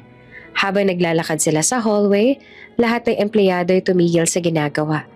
Lahat ng mata ay nakatuon kay Gio, ang dating janitor na ngayon tunay ng nagwagmana ng kumpanya. Ngunit sa loob ni Gio ay walang yabang. Ang laman lang ng isip niya ay ang imahe ni Alessa, ang maliit nilang anak at ang tahanang gusto niyang buuin. Hindi sa taas ng gusali, kundi sa lakas ng puso. At sa dulo ng hallway, bago siya pumasok sa elevator, muling tumingin si Gio sa mga empleyado. Remember, sabi niya na kalmado pero malinaw, the person beside you might be more than what you see. Kaya bago kayo manghusga, matuto kayong makinig. Tahimik silang lahat at nang magsara ang pinto ng elevator, ramdam ng buong building na may bagong yugto na magsisimula. Hindi lang para sa Ramiro Group, kundi para sa lalaking minsang itinuring na walang halaga. Ngunit ngayon ay nagpapakita kung ano ang tunay na kapangyarihan, ang puso. Nang manganak si Alessa, diniretso siya ni Gio sa ospital. Mainit ang sikat ng araw nang dumating si Alessa sa harap ng gusali. Bitbit niya ang maliit na bag at ang baby carrier kung saan mahimbing na natutulog ang anak niya. Nakatupi ang resibo sa kanyang kamay. Huling bayad para sa hospital bill na lang mag-ina. Tahimik siyang pumasok sa lobby. Suot ang simpleng blouse at maong, pero may dignidad sa bawat hakbang. Ma'am, sandali lang, sabi ng guard. Iniunat ang kamay. Bawal pumasok dito nang walang appointment. Ngumiti naman si Alessa ng mahinahon. Magbabayad lang po ako ng accounting.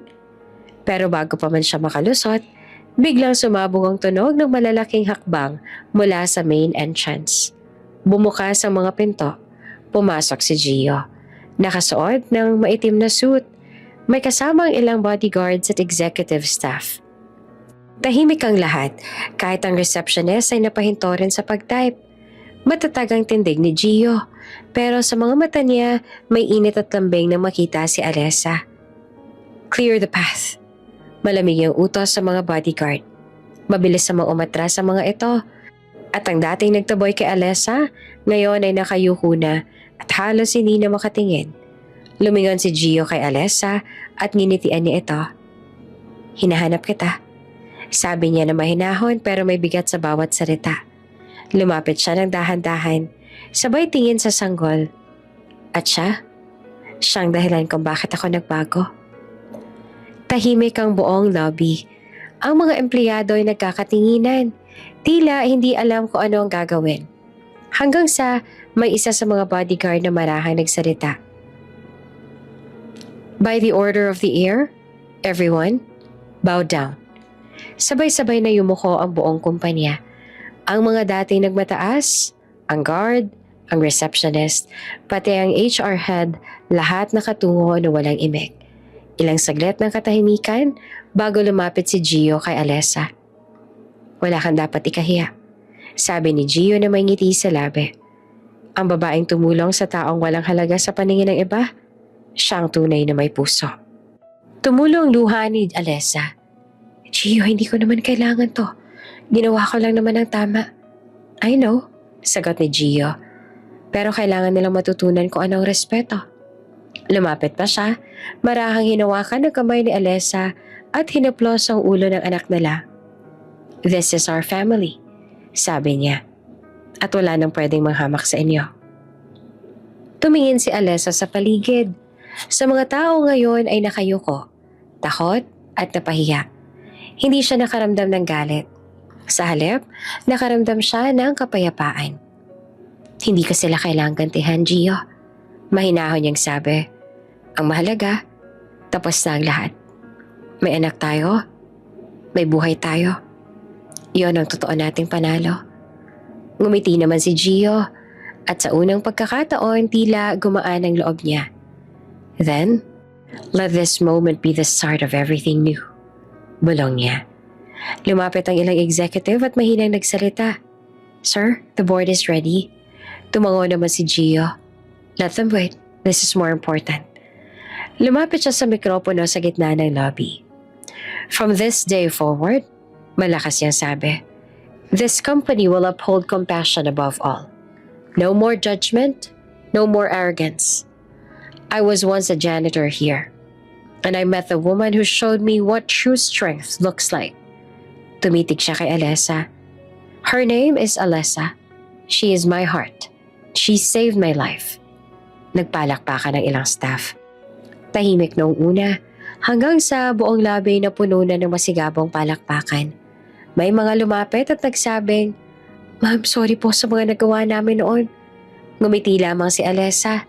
Pinisil ang kamay ng anak niya. Habang papalabas sila ng building, tahimik naman ang lahat. Pero iba na ang mga tingin. Hindi na pang mamata, kundi pagalang. Si Alessa, ang dating buntis na kargadora, ngayon ay ina ng tagapagmana ng kumpanya. Hindi siya prinsesa, pero sa araw na iyon, lahat ay yumuko sa tunay na reyna ng kababaang loob. Isang linggo matapos ang eksena sa ospital, kumalat sa buong kumpanya ang balitang hindi basta-basta ang bagong CEO. Hindi lang siya si Gio Ramiro, anak ng mayamang si Don Ramiro, kundi siya rin ang dating janitor na pinagtawanan, minamaliit at sinigawan ng mga tao ngayon ay nanginginig sa takot. Lunes ng umaga, maagang nagtipon ang lahat sa lobby. Parehong lugar kung saan minsan pinahiya si Alessa. Pero ngayong araw, iba ang hangin. Tahimik, mabigat. Parang may malaking pagbabagong magaganap. Sa gitna ng lobby pumasok si Gio suot ang dark gray suit. Malinis, maamo, pero matalim ang mga mata. Sa braso niya buhat ang kanilang sanggol, nakabalot sa puting kumot. Kasunod niya ay si Alessa, payak pero marangal ang tindig.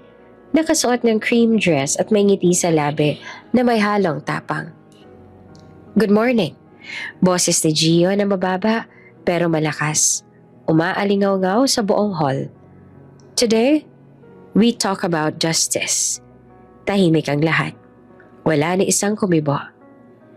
Marami sa inyo, patuloy niya, ang tumingin sa tao batay sa suot, sa trabaho, sa itsura. You mocked kindness. You laughed at compassion. But this company? Tumigil siya saglit. Tinapunan ng tingin ang paligid. Will no longer tolerate cruelty. Isa-isa niyang binanggit ang mga pangalan ng mga taong minsang nagmalupit. Ang HR head na pinahiya si Alessa sa cafeteria. Ang receptionist na tumawa nung una siyang pinalayas. At ang supervisor na nagsabing hindi karapat-dapat sa clinic ang isang janitor. Ang bawat isa ay lumapit, nanginginig, at humarap sa kanya. Effective immediately, sabi ni Gio na kalmado pero matalim.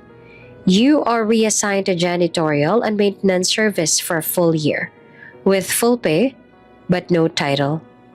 Let this remind you that no job defines a person's worth. Tahimik ang paligid. May ilan na napayuko. May ilan na napaluha. Ang dating mataray na HR head, ngayon ay nanginginig habang inaabot ang bagong assignment paper. Sir, patawad po. Bulong nito na luhaan. Tumungo lang si Gio. Learn from it. Be better. Sa dulo ng pila nakatayo si Lauren. Elegante pa rin pero bakas ang kaba sa mukha. Lauren, sabi ni Gio na tumitig sa kanya. You told the world you were engaged. You lied to the press.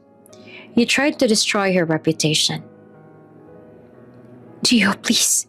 Mabilis sa sagot naman ni Lauren na nanginginig. It was all for love. Love doesn't lie. Putol ni Gio. And love never humiliates others to win. Isang assistant ang lumapit dala mga dokumento. Effective today, sabi ni Gio.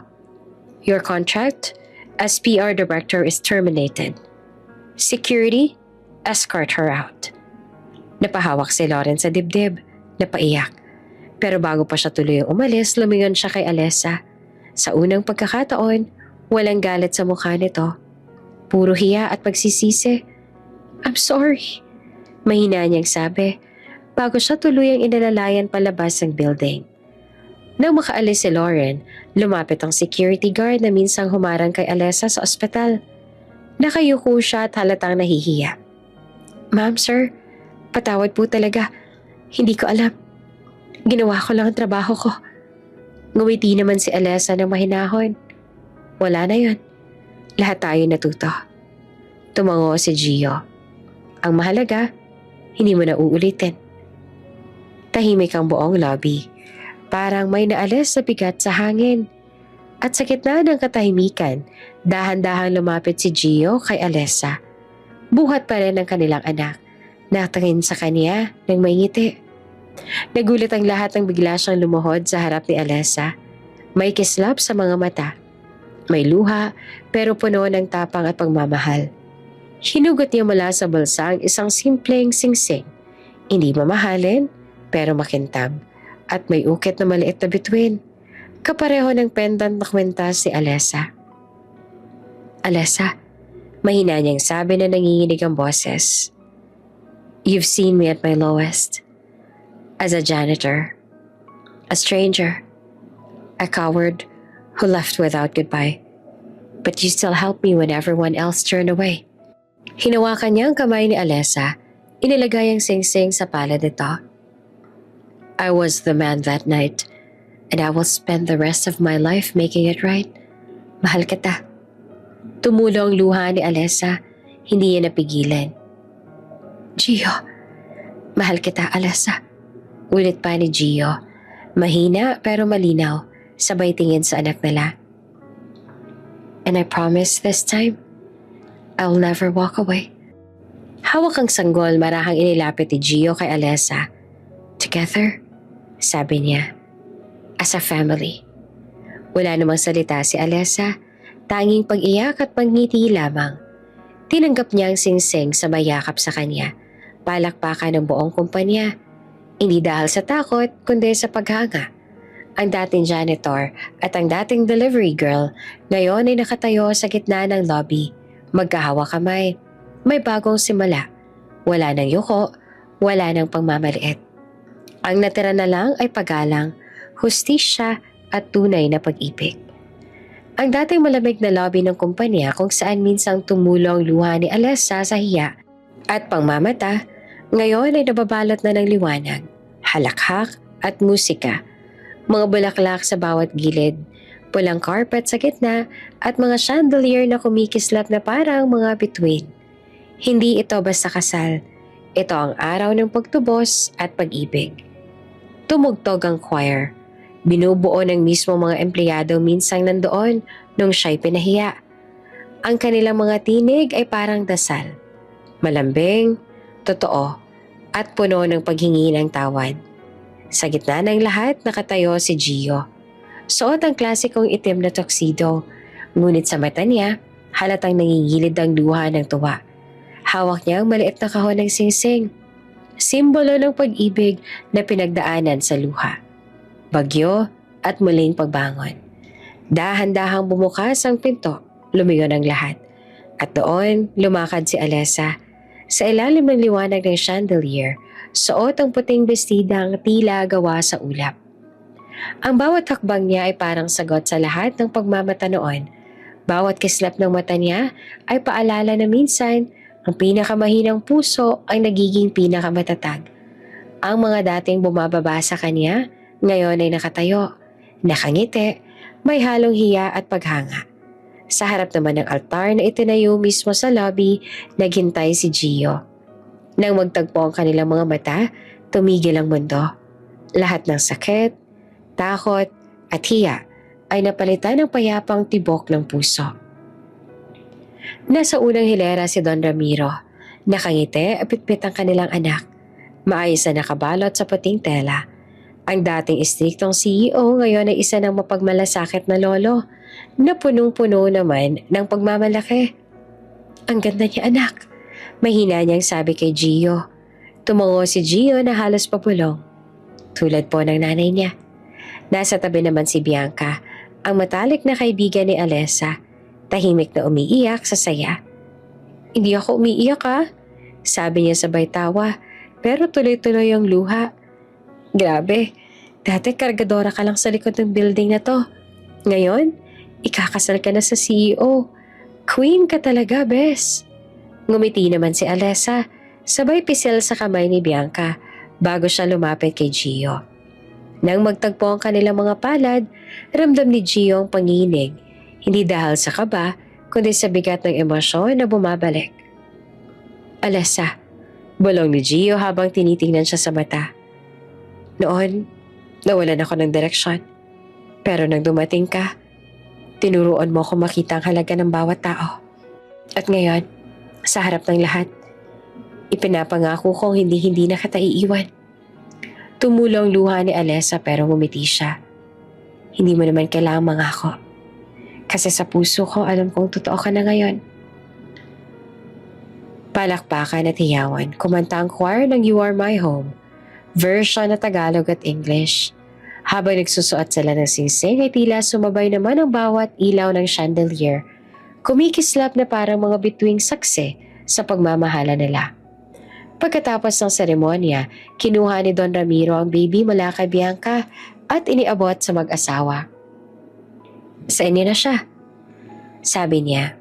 Ibinalik ko sa mga magulang na marunong magmahal ng totoo. Hindi sa posesyon, hindi sa pera, kundi sa puso. Ngumiti si Alessa, hinalikan ang noo ng anak.